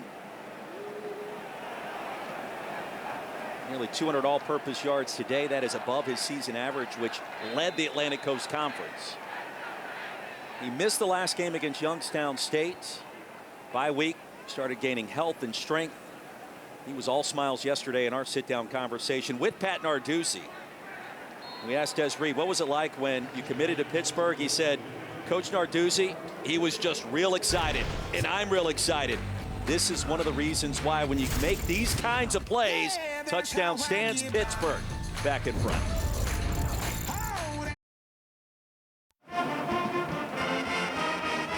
Seven-point lead for Pittsburgh back in Chapel Hill. Sam Acho, Roy Philpott, Taylor Davis. Welcome to the Des Reed Show.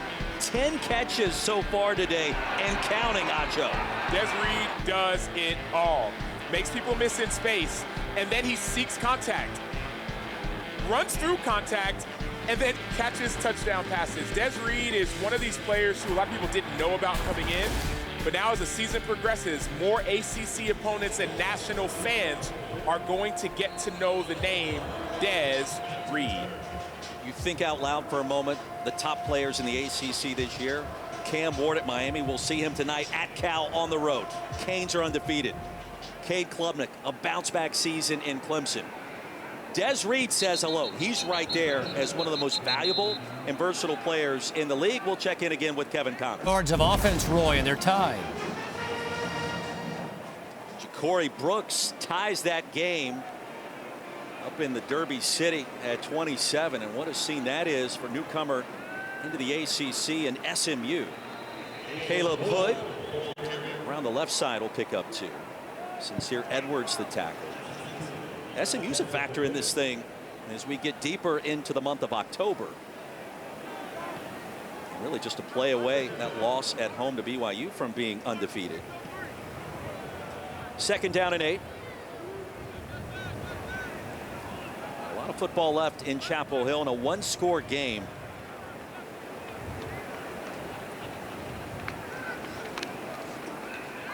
Play action, Criswell, pocket collapse, and he lofts it deep and incomplete. J.J. Jones, the intended receiver. Donovan McMillan had a chance to pick it off and could not. But look at the middle of this formation. I mean, just running through the offense. That might have been Francis Brewu in the middle. That's not too exciting if you're a quarterback and you're feeling that pressure from the inside. Brewu sounds like he should be rushing the passer. And he's a true freshman from Ohio. All-state player now in the Steel City. 3rd down and 8. Clean pocket, Criswell across the middle is tight end Nesbitt. And he's going to be spotted about 2 yards short. McIntyre, a great open field hit. 4th down and 2. Acho analytics here. I'm curious your perspective on 4th and short. I think analytics would probably say punt if you're at your own 34. Looks like analytics is saying, oh, they're saying, I don't know what analytics says, to be honest. If I'm Mac Brown, I'm punting. If you don't get this, now all of a sudden you give Pitt the ball in plus territory, so I'm punting. I understand the situation, 2 block punts the last 2 weeks, but just have good protection and make sure you cover. Block first and then cover, because sometimes if you focus so much on blocking, you give up big returns. McGinnis gets it away cleanly. Johnson with a fair catch at the 30. Analytics said to go for it. I'm with you. It felt like the right decision was to punt. Mac Brown agreed, and Pittsburgh will get it back. UFC 307 is tonight in Salt Lake City, highlighted by 2 title fights. The main card starts at 10 Eastern on pay-per-view, with the prelims at 8 Eastern on ESPN News, ESPN Deportes, also on ESPN Plus. To order the main card in English and Spanish, go to ESPNplus.com/PPV. How does analytics say go in that situation? That's the thing I really want to try to figure out. You're your own 34-yard line, down by a touchdown. Well, the premise of it is your winning percentage goes up if you go for it, as opposed to if you don't. Johnson, the intended receiver, it's incomplete. But if you don't get it, Pitt scores. I mean, I'm not saying they do score, but Pitt's offense has been scoring very efficiently. Now you're down by 2. So yeah, I like the decision to punt, trust the defense. Analytics, doesn't always account for the feel of the game. You can't have AI calling all these games, right? Or can you? It's a deep conversation. Holstein on the move and incomplete at the feet of Williams. So quickly it's third down. And that's, I love the word you use, quickly, because it seems as if Pitt has been getting into third down and long quickly. The negative issue about going fast is that you may get into these third and longs before you even know it. So all of a sudden, you decide to punt the ball for North Carolina, get him in a third and long. If you get a stop on this possession, you should have pretty solid, maybe not great, but solid field position. Feels like a big moment here in our third quarter. Panthers need 10. They'll fake it to Reed. Now the swing pass. Desmond Reed's going to be bottled up. He will lose yardage. Will Hardy. Well, he won that battle. He hasn't won many today. That's a big one to prove victorious. Notice who they were getting the ball to again. It was Des Reed in the flat. But this time, the defense had eyes on Des Reed. They were making sure to leverage him, meaning somebody stays outside and make sure everyone else goes back to the inside. Great job by Elijah Huzzy. Really great job by the entire defense, making sure that Des Reed was contained. Advantage Acho analytics there. You wanted Mac Brown to punt. He did. Analytics said to go for it.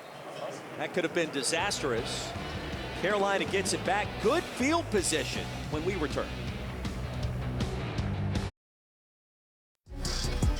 Well, here in Chapel Hill, North Carolina, the sights and sounds of media days for basketball, concluding yesterday over the Dean Dome. Hubert Davis, of course, the head coach. Tar Heels made their run to the Sweet 16 last year.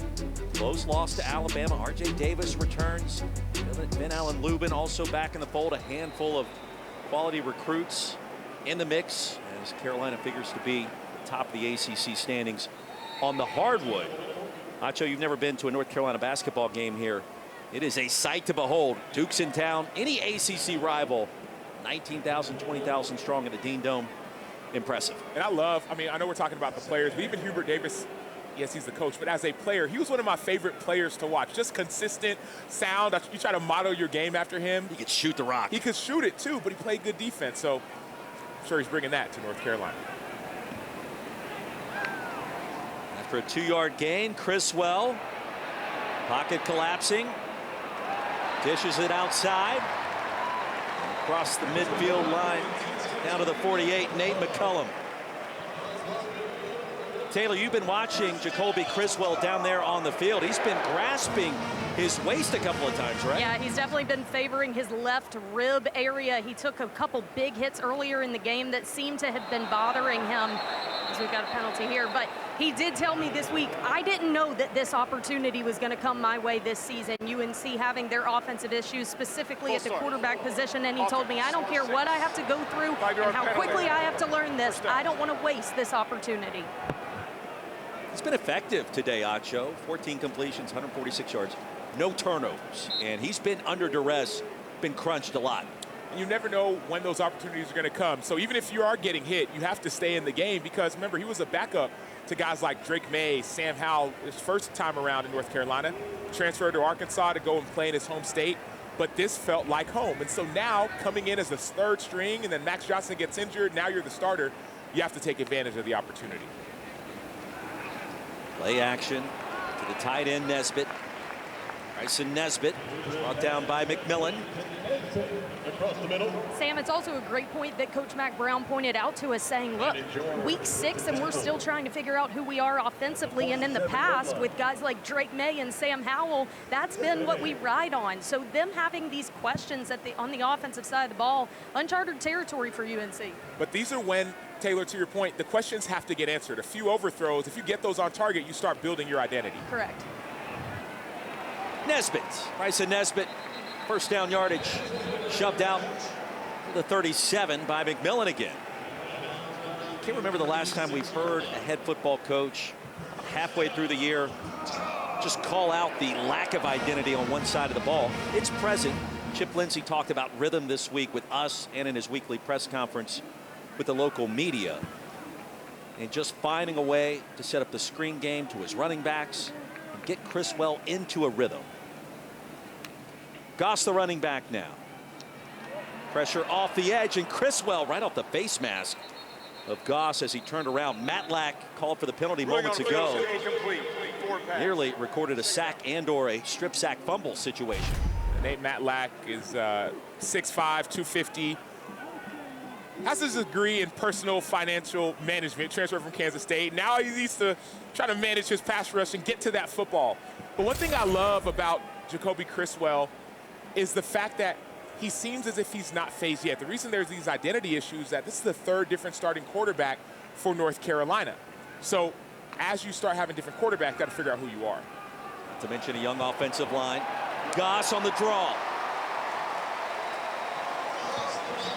A nifty play call there by Chip Lindsey. Tar Heels take advantage. The big gain on the ground, 25 yards. There's a great block by number 64, Malik McGowan. You see him there, offensive lineman, not the starter, but he's played a little bit.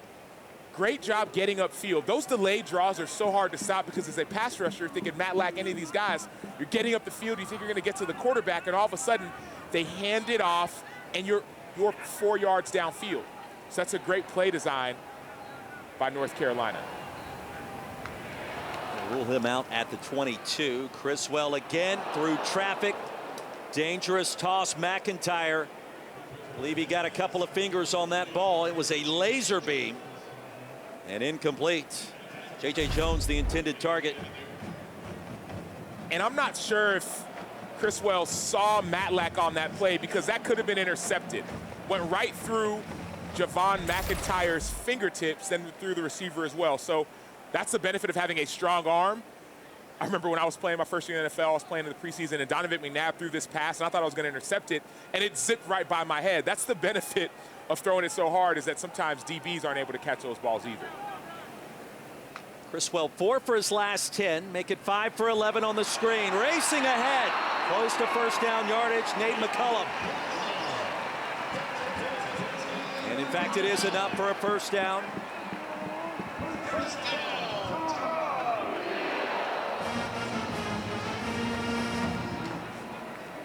Notice they're going no huddle again. They're hurrying up.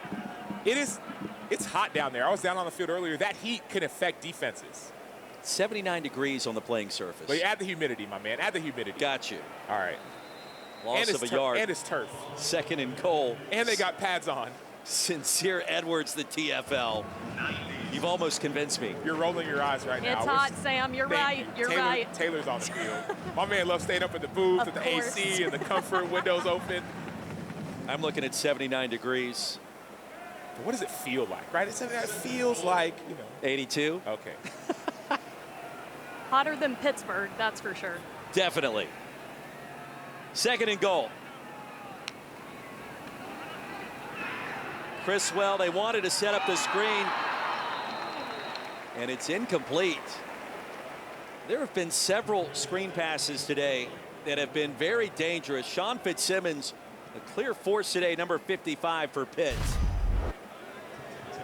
The reason why these screens are happening, Roy, is that Pitt loves to bring pressure. And how do you beat pressure? If they're all running one way, you let them go by and you throw it the other way. And so that's what a lot of teams do versus Pitt. We saw West Virginia run multiple screens versus Pitt. They know they love to bring pressure. The answer is screen game. Hampton back in at running back. Third down and goal. No, prior to the snap, timeout, Pittsburgh. They're first of the half. So perhaps Randy Jacobs, the defensive coordinator, or Pat Narduzzi saw something they didn't like. For third and goal, Mac Brown a chance to talk things over. Let's take a look at this week's college football rankings brought to you by AT&T. And the top 10, Mizzou right now on the ropes down in College Station. And we've got some big games later tonight. Tennessee on the road. Georgia welcomes Auburn into the Classic City later today, too. Yeah, I can't wait to watch that Tennessee at Arkansas game. We talked about Nico Iamaleava, outstanding quarterback, but Tennessee has an outstanding run game. And then Taylon Green, the 6'7" transfer from Boise State, quarterback at Arkansas. That's going to be a great game. They have a really good offense. Does Vanderbilt have any kind of chance with Diego Pavia against the Crimson Tide after last week? Maybe a trap game in Nashville? No. And then the reason I say that, I was at the game. So usually I'd be like, yeah, New Mexico State. No. Or, the former coach and quarterback. No. Alabama is different. They play different. And so I think that Jalen Milroe, who's a Heisman Trophy frontrunner right now, that offensive line, Caden Proctor, Tyler Booker, and that defense, Alabama, I believe, is different. Pitt wants to play defense on 3rd and goal. Criswell, end zone and touchdown. John Copenhaver. 3rd score of this season. Tar Heels needed it. Copenhaver got it.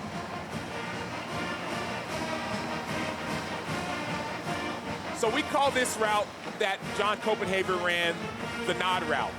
And I don't know why they call it the nod. I believe it's because they nod defenders to sleep. Use the tight end, you think it's going to go out. He doesn't, he goes out, he goes up. Great job by Copenhaver. Notice they didn't go to Nesbitt. They went to the other tight end, Copenhaver. Unbelievable job. 8th career touchdown for John Copenhaver. Graduate student out of Roswell, Georgia. And we are tied at 24. What a game this has turned out to be.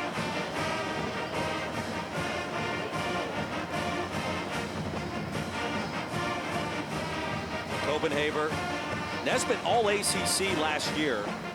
He has been a sure-handed target in the red zone, regardless of quarterback.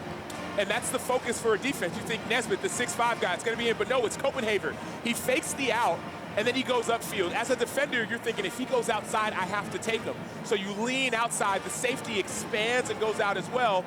And that nod route ends up being wide open. So beautiful play design by the offense, but I would argue even a better route by John Copenhaver, a very savvy route runner. 2:07 to go in our 3rd quarter. It's been a game of big plays for Pitt, North Carolina. One big play on defense. Caleb Koss, pick 6. Way back in the 1st quarter. Now the Panthers will get it back. Kenny Johnson standing inside his own 1. Oseda sends it over his head. We send you back to the studio and Kevin Connors. And Roy, the Cavaliers are on top. Tony Elliott trying to get the job done in Charlottesville.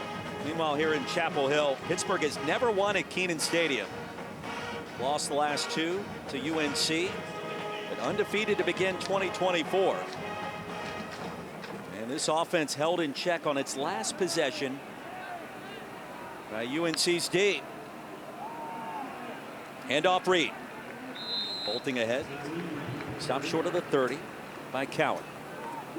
Roy, I think about this point in the game, towards the end of the 3rd quarter, going into the 4th, is a time where one team or another has to try and take momentum. And that can happen as we see Des Reed is down on the field. That can happen if your defense by punching the ball out or stripping the ball out. If your offense by making a contested catch. But everyone talks about the 4th quarter and putting their 4s up. The great thing about the end of the 3rd is that you can steal that momentum then as well as one individual player deciding to make a decision to make one play to change the momentum and swing it back in your favor. Gives us a moment to remind you, coming up later on ABC, number 5 Georgia hosting Auburn, the Deep South's oldest rivalry. That's at 3:30 Eastern. Then at 7:30, number 4 Tennessee, Nico Iamaleava on the road in Fayetteville at Arkansas. You can always watch both games on ESPN Plus as well. Des Reed back to his feet, walking off slowly.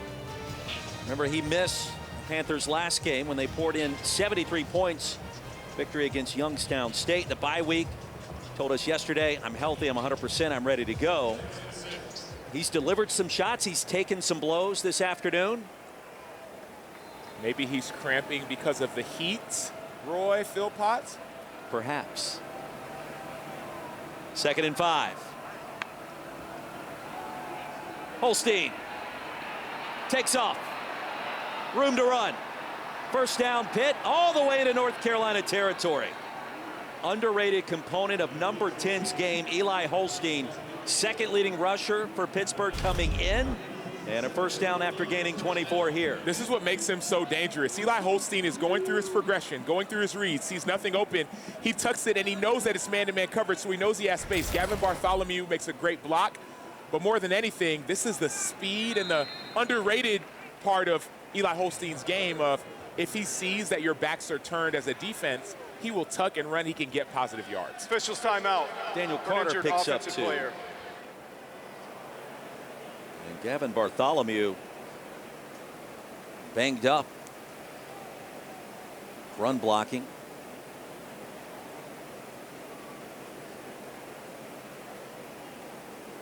The last thing you want to see if you're a fan of the Panthers. 2 of the last 3 plays, Reed left the playing surface, and now Bartholomew will be checked out by the Pitt training staff. Gavin Bartholomew is one of the leaders of this team. He's a captain of this team. Kind of does it all, a lot of the dirty work. So it's good to see him get up and start to walk off. We've seen updates throughout the afternoon on all the games around the Atlantic Coast Conference. We mentioned the leaders of this league on the road tonight. SMU and Louisville currently tied at 27 over on ESPN. Miami Cal saw game day there earlier this morning. It was 4 o'clock local time. Berkeley was packed. Bring your own protests. And a multitude of games underway, including last night Syracuse, an important road win against UNLV. There were some nifty signs on display at game day this morning. Said they were more timid than you anticipated. I think that's by design. Perhaps some of those signs were eradicated early. Holstein all afternoon to throw, finally a collision, and the pass sails incomplete. Kevin Hester Jr. made him get rid of it. Had about 7 seconds to go through his progressions there, and ultimately could not find an open receiver. And now, Roy, it's 3rd down, so it's 3rd and 8. We talk about how quickly this offense is getting into 3rd down. They've been relatively effective, but this is the time where momentum has to shift or gets to shift one way or another. All looking at the sideline, trying to find out the play. I don't see Kamen Rucker on the field on this 3rd down, so it could be an opportunity for Eli Holstein and the offense to have more time to go through not just that first part of the play, but the second. 4 of 10 on 3rd down. Holstein again racing straight ahead. He's got the first down.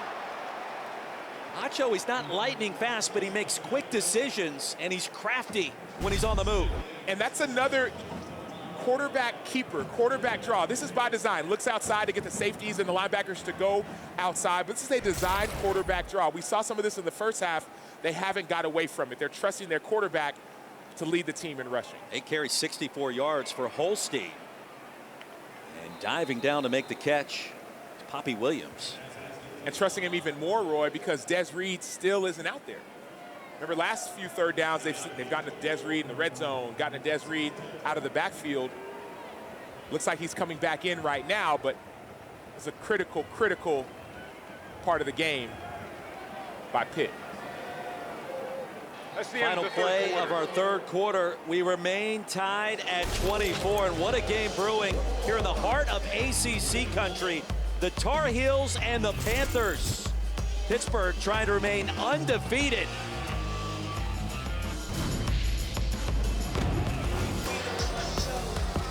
Crunch time in Chapel Hill, tied at 24.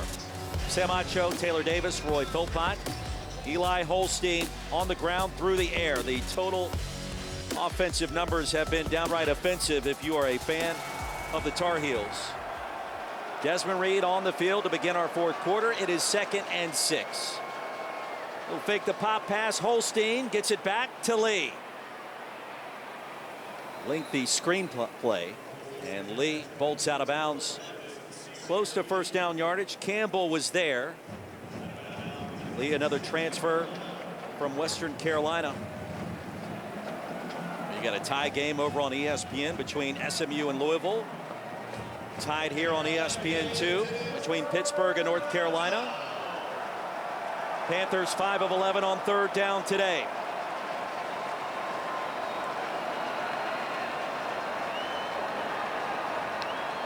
Power formation, Desmond Reed with a crease. Upended crossing the 10, it'll be 1st and goal. I go back, Roy, to the conversation we had. And Reed limping right as he got to his feet after that for an run. injured offensive player. Clearly not 100%.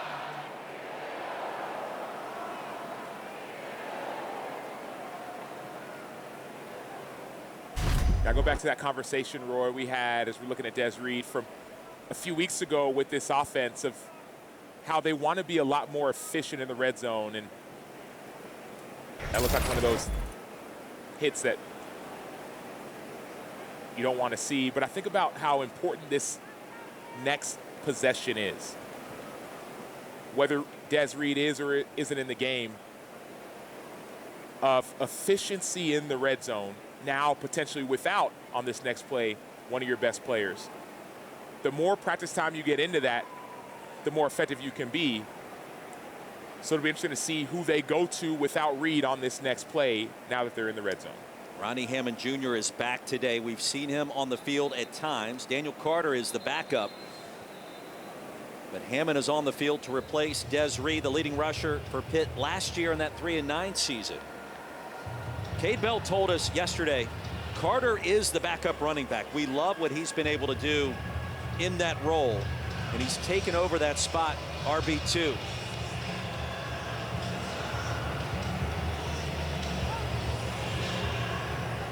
Kevin Bartholomew also back on the field.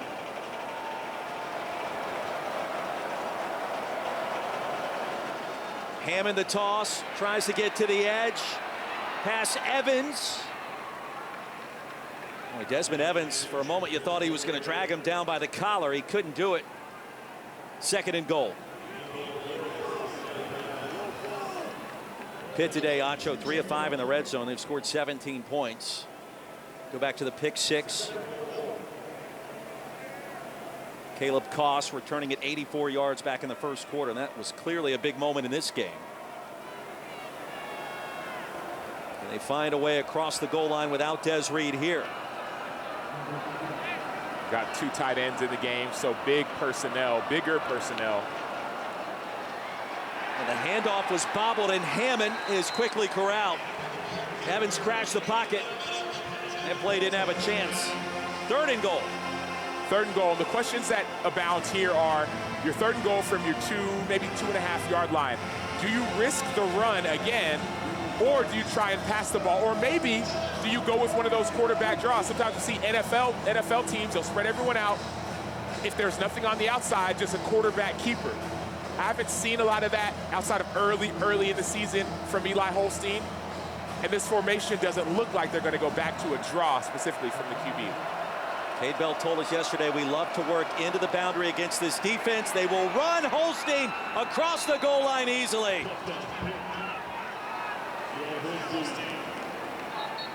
Eli Holstein, cool, calm, and collected. He said this has been a dream come true with his start this season. His confidence level is soaring.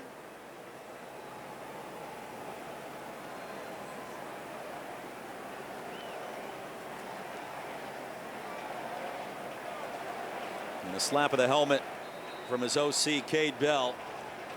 If you're not familiar with that name, one of the bright offensive minds under the age of 32. Ben Saul's extra point is true.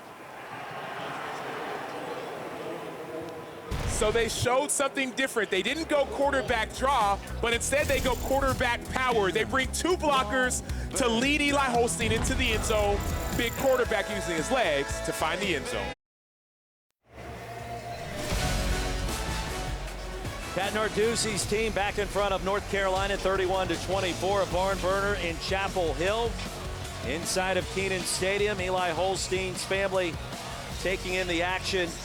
And they have to be extremely pleased with what they've seen so far, Sam Acho. Their son has accounted for 4 touchdowns today as we check back with Kevin Connors in the studio. Leaded by 10, Roy. Time winding down in that one up in Charlottesville. 7-point advantage for the road team. Pitt here in Chapel Hill. Panthers have never won at Kenan Stadium. Tar Heels get it back. Criswell flings one deep and has a man. It is caught. Nate McCullum.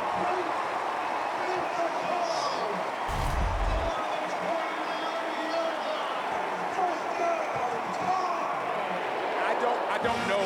I don't have a lot of words to say right now, boy. How did Criswell get that pass off with somebody in his belly? It's a gain of 48, end zone and incomplete.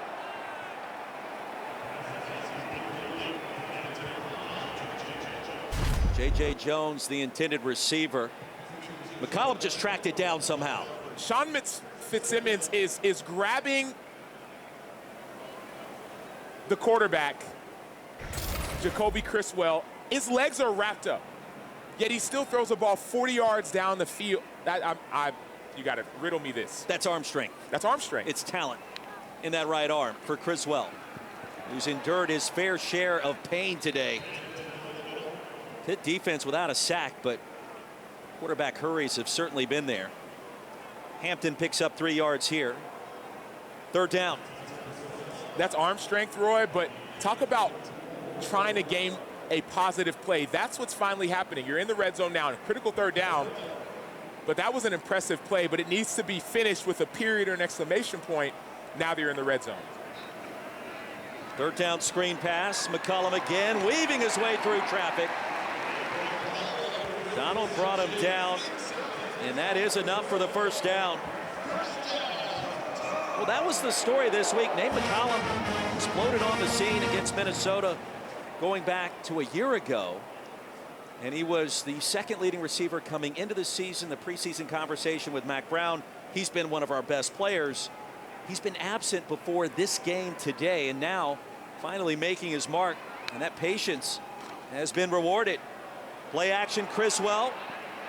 Into the flats, McCollum again. He stayed in bounds. Jordan Bass applying the pressure on Criswell, who dumped it off underneath.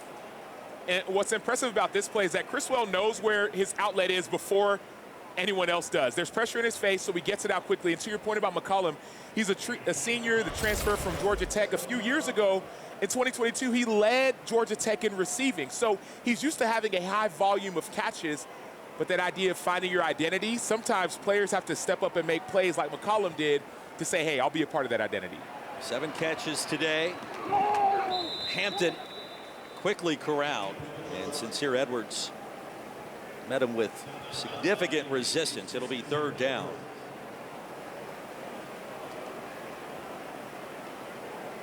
Macho, you feel, and this is a question, North Carolina in 4-down territory here, trailing by 7?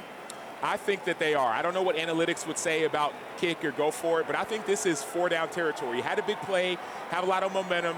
If you don't get it here, I think you have 2 downs to try and get it first. Copenhaver in motion. Goss, the running back. Delayed give. Right at the line to gain. Maybe on Goss. Let's see where they mark it. And he is stopped just short of the 1st down. Mekhi Johnson was there. Carolina 2 of 4 on 4th down today. And notice who's coming back in the game. Omarion Hampton is coming back into the game. In my mind, you give it to Hampton. Now, the other risk could be, hey, how about this? They all know it's going to Hampton. Let's fake it and throw it out to the flat. I think that's a little bit too risky. Bringing in an extra lineman right now, number 75, so now a bigger body. Jakiah Leftwich is getting in the game. We got 3 tight ends on the field, and a timeout's going to be called. Timeout. North Carolina, their first of the half.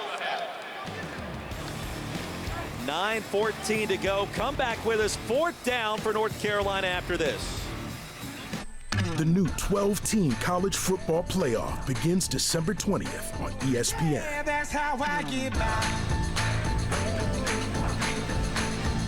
Debut of the 12-team college football playoff nearly 76 days away. Win your conference. The winner of the ACC gets the automatic bid from this Power 4 conference. And that includes an undefeated Pittsburgh team in its ACC debut, facing Omarion Hampton, His 14th career 100-yard rushing game already in the books. 4th down and less than a yard to go coming up. Carolina deep in Pittsburgh territory. And let's see what Chip Lindsey and Mack Brown want to dial up here. Hampton in the backfield. Nesbitt goes in motion. The give to Omarion Hampton. Boy, the Pitt defense was ready and waiting. It all comes down to the spot.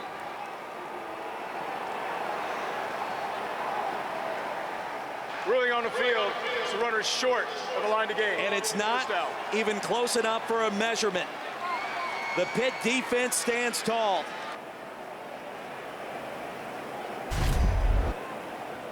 This is devastating for an offensive line, but extremely impressive for a defense. Everyone knows Omarion Hampton is going to get the ball, and so Pitt brings everyone they possibly can, led by Brandon George, their leader on the defense, their captain, and as a big-time 4th down The ruling stop. on the field that the runner is short of the line to gain is under further review. Think about all we heard concerning Brandon George this week. Pat Narduzzi told us yesterday he's the old guy. It's almost like a Pat Narduzzi on the field in an era where you don't get a lot of those kinds of personalities and alpha leaders. Brandon George has been that guy for this team this season. He's been unafraid to speak up, and that's what Pat Narduzzi talked about when it came to the leaders that he was looking for. Guys that would speak up and call out their teammates. I don't need to be friends with everybody. What I love about this play is Sean Fitzsimmons on the inside, takes up 2 blocks, and allows Brandon George to come over top of him. If Fitzsimmons doesn't take off both those blocks, then Brandon George is going to be blocked by one of those offensive linemen. So great job by Fitzsimmons taking 2, and then George scraping over top. Those are the words people usually say, scraped over top to seemingly keep Omarion Hampton from getting a 1st down. Macho, nothing we've seen there would indicate this play should be overturned. Pitt and its penetration, and Pat Narduzzi, I think, very comfortable. 3rd, 4th down and short. He's going to stack the box. He thought Hampton would get it. He did. Advantage Pitt.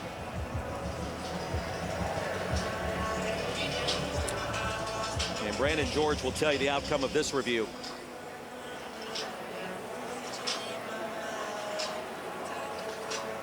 Johnson. You see how excited he is, Roy. I got a chance to, not forget got a chance. I was watching him break down the entire team as the game was getting ready to begin. So you could talk about being a leader, and coaches could point to a guy as being a leader, but to have all 50, 70, however many guys that are in that huddle with you before a game, all eyes on you, you're the leader, you're the guy that they look to, that means something when it comes to college football players and college football. Ruling on the field stands. 1st down. You think back to all the 4th quarter magic for Pitt this year. Holstein the comeback at Cincinnati at Nippert Stadium. Holstein the comeback in the backyard brawl against West Virginia. Defense played a little bit of a role in both of those comebacks. And today in the 4th quarter, a big stand deep in its own territory by the Panthers D. And guess who's back? Des Reed went to the locker room, back on the field.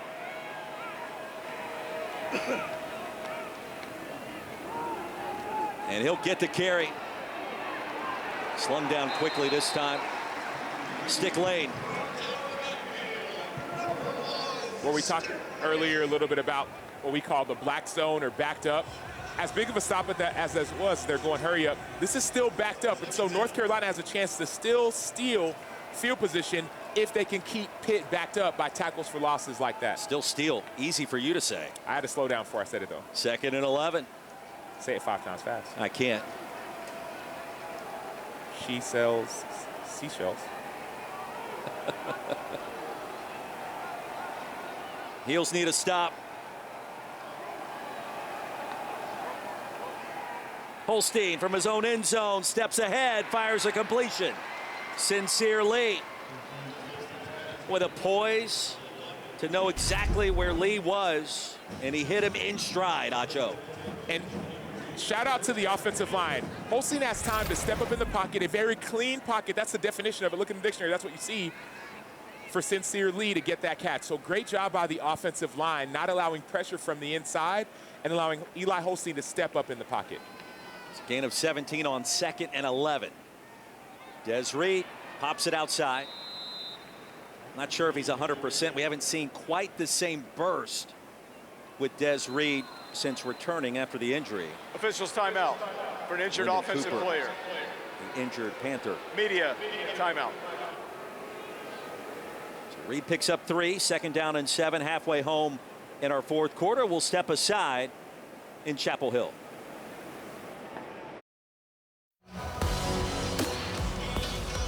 Pitt with the lead and possession.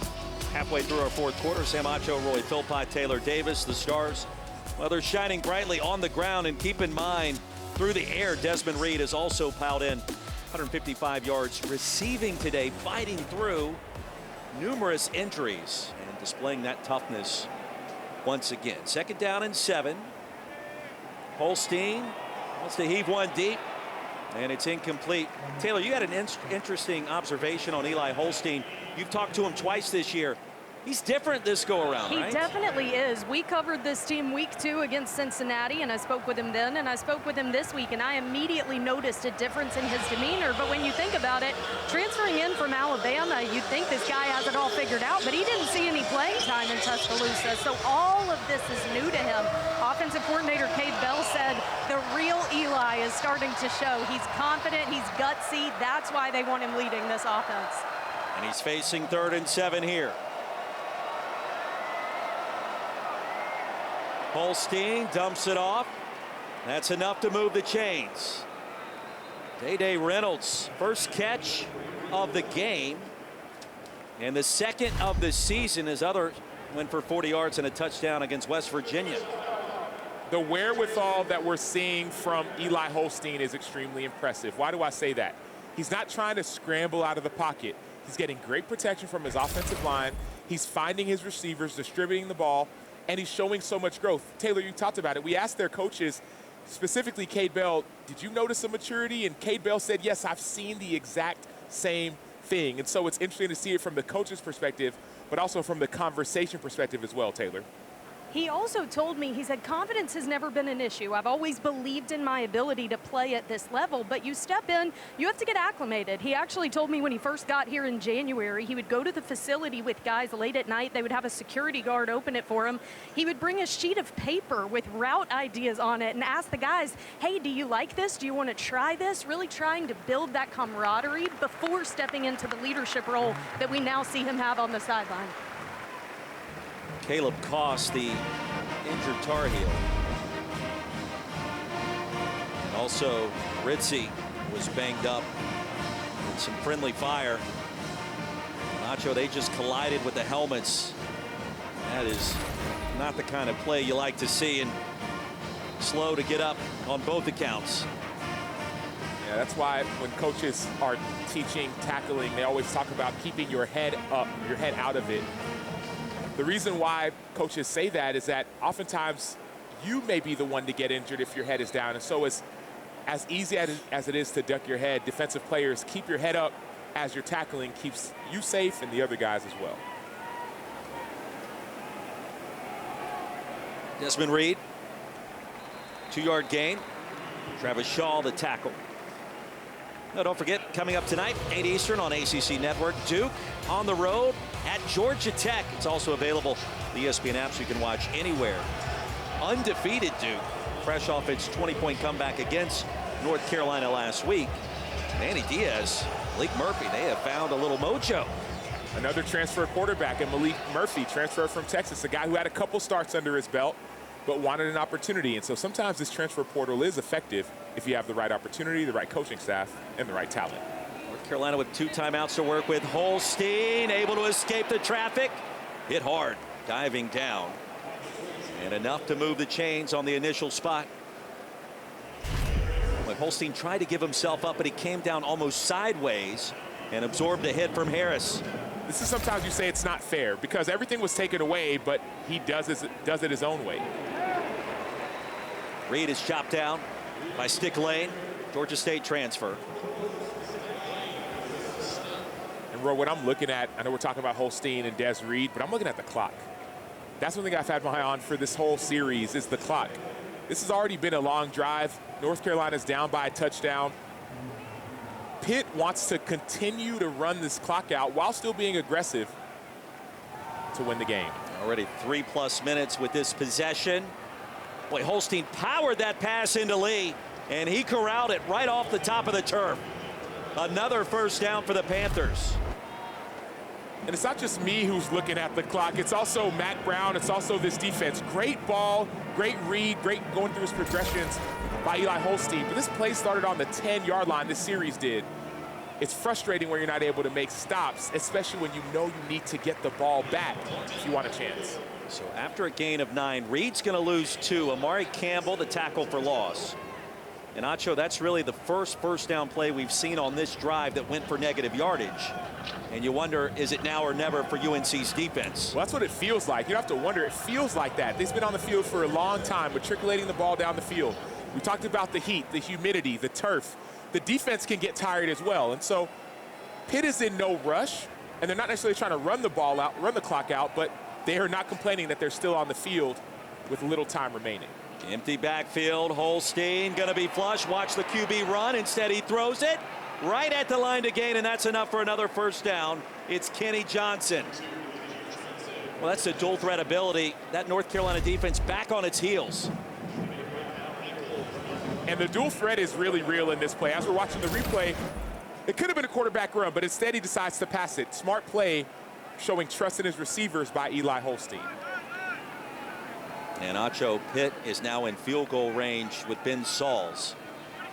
He had a 53-yarder on the road at Cincinnati. Panthers offense now over 500 total yards this afternoon. Holstein wants it all. Floats one deep. Back of the end zone. And incomplete. Poppy Williams covered by Harris. With Cade Bell, the aggressiveness never in question. What they're trying to do, they're trying to score touchdowns. Yeah, they always want to score. But if I'm Cade Bell and I'm talking to Eli Holstein in his headset, in that coach-to-player conversation, I'm saying, hey, man, take your time. We're good. I trust you. Good ball. So I'm still aggressive, but I'm keeping my quarterback calm as we're in this position to still score, right? Get points on the board, but also he wants touchdowns, not field goals. Field goal would make it a 2-score game late on the road. Holstein wide open. Spots his tight end, Bartholomew. Stopped by Trey Miller. It'll be 3rd and 1. That clock just keeps on tick, tick, tick, tick, tick, tick, tick, tick, tick, tick. Who wants to run this one, Holstein or Reed?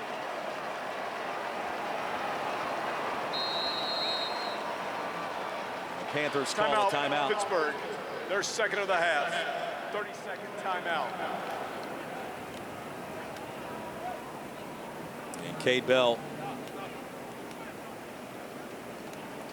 not happy with that sequence, and you wonder, why would you call the timeout with 16 seconds still in the play clock? Perhaps Eli Holstein had the play ready to go with the helmet communication shutting down just 1 second later.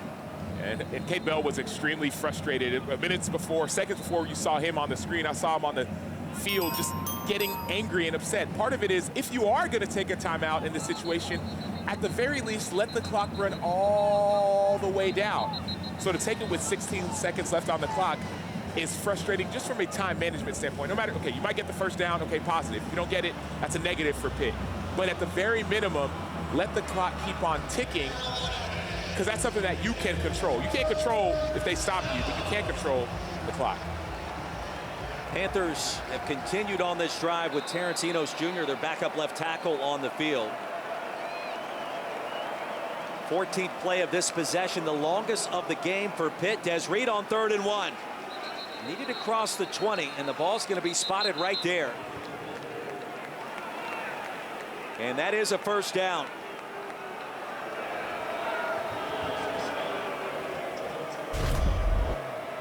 Great push by the offensive line. You see right there, Jacoby Cowan gets in the backfield, but the middle had a little bit more push. That middle was a little bit softer for the defense, and so great job by the offensive line, specifically the interior of the offensive line, getting 1 yard of push to get the first down. I want to welcome those viewers perhaps watching SMU's road win at Louisville. Here in the heart of the ACC, Pittsburgh trying to remain undefeated and secure its first conference victory of the season. Des Reed stopped by Stick Lane. And with 2:18 to go, North Carolina now with one timeout remaining. Second of the half. 30-second timeout. And for head coach Mack Brown, it's been a trying 2 weeks. Back-to-back losses. Coach that began his career at Appalachian State and moved on to Tulane. First stint at North Carolina, going back to the late 80s, well into the 1990s. Then Acho, he recruited you to Austin, Texas, where he won a national championship in 2005. The great game out in the Rose Bowl with Vince Young. Worked with us at ESPN for a handful of seasons. Then in 2018, that December, decided to return to the sidelines. And he's trying to make it work. And he feels like he's got some guys on this team and a staff that can get it done. They faced adversity the last 2 weeks. They played well at times today. Got to find a way to get the football back without more points on the scoreboard to have a shot here. You talked about wanting his players just to play their best. That James Madison a few weeks ago wasn't their best. The second half against Duke last week wasn't their best. This is an opportunity to try and get a big stop and get the ball back. Hopefully, if you're North Carolina, maybe block a field goal if they get that attempt. But this is when you talk about playing your best. This is the time to do it. On second down, Holstein loops it. Bartholomew incomplete. Carolina saves a timeout. You got the 2-minute pause coming up. Amari Campbell with the pressure on Holstein. Yeah, Amari Campbell is the middle linebacker. He's at the heart of this defense, coming right up the middle, pressure, great hit, but more importantly, the clock stopped. So North Carolina called a timeout last play. The clock stops on this one. There's the 2-minute timeout coming after this. This is a critical time for North Carolina, depending on what happens. If you pass it the clock and it's incomplete, clock may stop. Clock will stop again if it's incomplete. Nearly a 7-minute possession. On third down, Holstein can't afford to take a sack. Nearly does, floats it in the end zone and incomplete.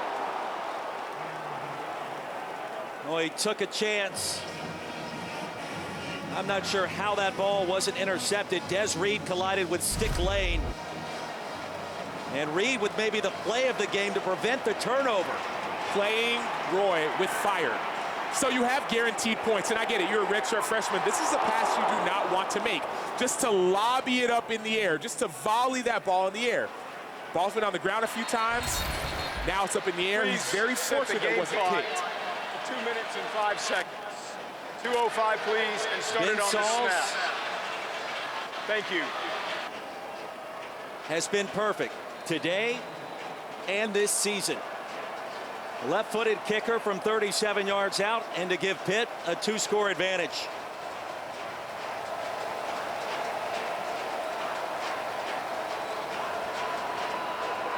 Sauls on the way, and Ben Sauls delivers in crunch time once again. Pat Narduzzi told us yesterday, we think so highly of Ben Sauls, and this team thinks so highly of our place kicker. He was almost voted team captain. It's a guy that was awarded a scholarship. Second he arrived on campus, didn't win the job, stayed the course. And so far in 2024, perfection for number 90. You talked about it, Roy. The fact that as a kicker, a specialist was 5th on the team when it came to captain votes. There are 4 captains, and he was 5th. Coach Narduzzi talked about the fact that, man, if one of our captains gets injured or something goes down, he'd be the next guy up when it comes to leading this team. There's so much respect that all the players on this team have for Ben Sauls. They talked about leadership. We talked about yesterday with Coach Narduzzi. He talked about Ben Sauls being one of those leaders. He said he never smiles. Coach, he's smiling right now. He was pretty happy after that one. And Narduzzi looked at me and he said, you better not jinx it. I can't help what he's doing. He's been perfect. He remains perfect today, Coach. And so now UNC with just the 1 timeout remaining, and the 2-minute timeout will not help the Tar Heels here because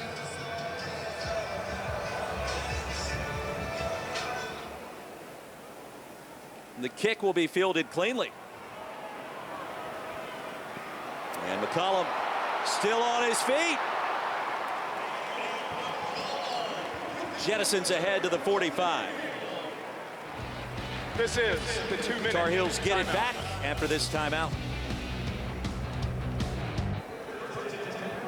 KC in a wide open Big 12. Who knows what's going to happen in that game or in that conference entering the heart of October. Here in the ACC, a 10-point lead for Pittsburgh. Panthers trying to remain undefeated in their ACC opener. And the schedule down the stretch, there's going to be some compelling matchups. Much to talk about on that front. North Carolina gets it back and still some time here. A 2-possession game. McCollum, it's turned out to be nearly a career afternoon for him. His 8th catch. Certainly his top game of this season. Going all the way back to that Minnesota game last year. McCollum again. Poked out at the 39 by Biles. Acho, the strategy here, would you kick the field goal if you're able to work it down into the range for the place kicker for the Tar Heels and maybe try to onside kick it? Burnett kicks one as opposed to trying for the end zone and utilizing all the time remaining. Well, I don't have an issue with doing both. If you get closer, try for the end zone, take a shot or two, in my opinion, and then feel free to kick the field goal. A shot doesn't take that much time off the clock. Criswell underneath, nearly intercepted. Nesbitt, the intended receiver. That route was read cleanly by Biles. Well, for Pitt, you think about the return of Fitzsimmons, 55. Biles was banged up earlier today. Back on the field, it looked like he was the intended receiver in that sequence. And to your point, Roy, if you do want to get those 2 possessions, you'd probably need about 7 more yards to get that field goal. But more importantly, either get out of bounds if you do it or get a first down so the clock stops. Criswell flings it incomplete. Hell no. Coverage was there. Ryland Gandy.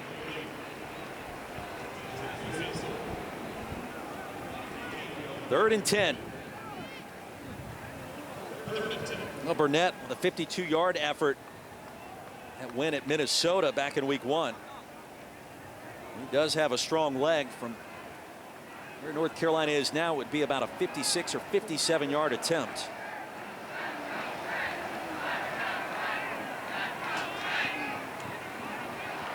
McCollum has it. Tapped out short of the 30 by Battle. And now decision time. You could attempt the field goal or simply go for it on 4th and short. Either way, you have to have 2 scores. Mac Brown's going to go for it.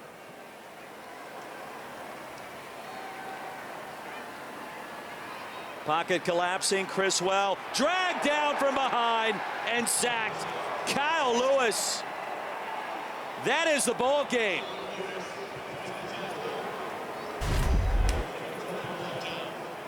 We started this game talking about Kyle Lewis's nose for the football. He may pressure, he may drop out. He's not the biggest guy, but notice he's fast and he has speed. And so when he's chasing Jacoby Criswell, he aims for his legs, uses his hands in the pass rush, and then ends the game. This is the 2nd game in a row that Kyle Lewis has ended it. West Virginia a few weeks ago, he had the pick to seal it, and now the sack. First sack of the game for either team, and it comes in the most important moment. And Kyle Lewis seals the deal for Pitt. The Panthers will remain undefeated. California comes to the Steel City next week. And then Syracuse does before a road trip to SMU. And a schedule where you look at it and consume it for a moment. Not easy, but certainly doable for a team with this kind of mojo on its side. Correct. Mojo's the right word, but the other word is challenge. Versus Cal, who has one of the best defenses, they will be challenged. Syracuse had a big win. SMU's playing great. Then Clemson, November 16th. That's going to be, in my opinion, a matchup for the ages. A couple of ranked foes still on the slate for the next 5 in the friendly confines. And that will do it. No comeback needed on this Saturday, and for the first time ever, Pittsburgh wins in Chapel Hill.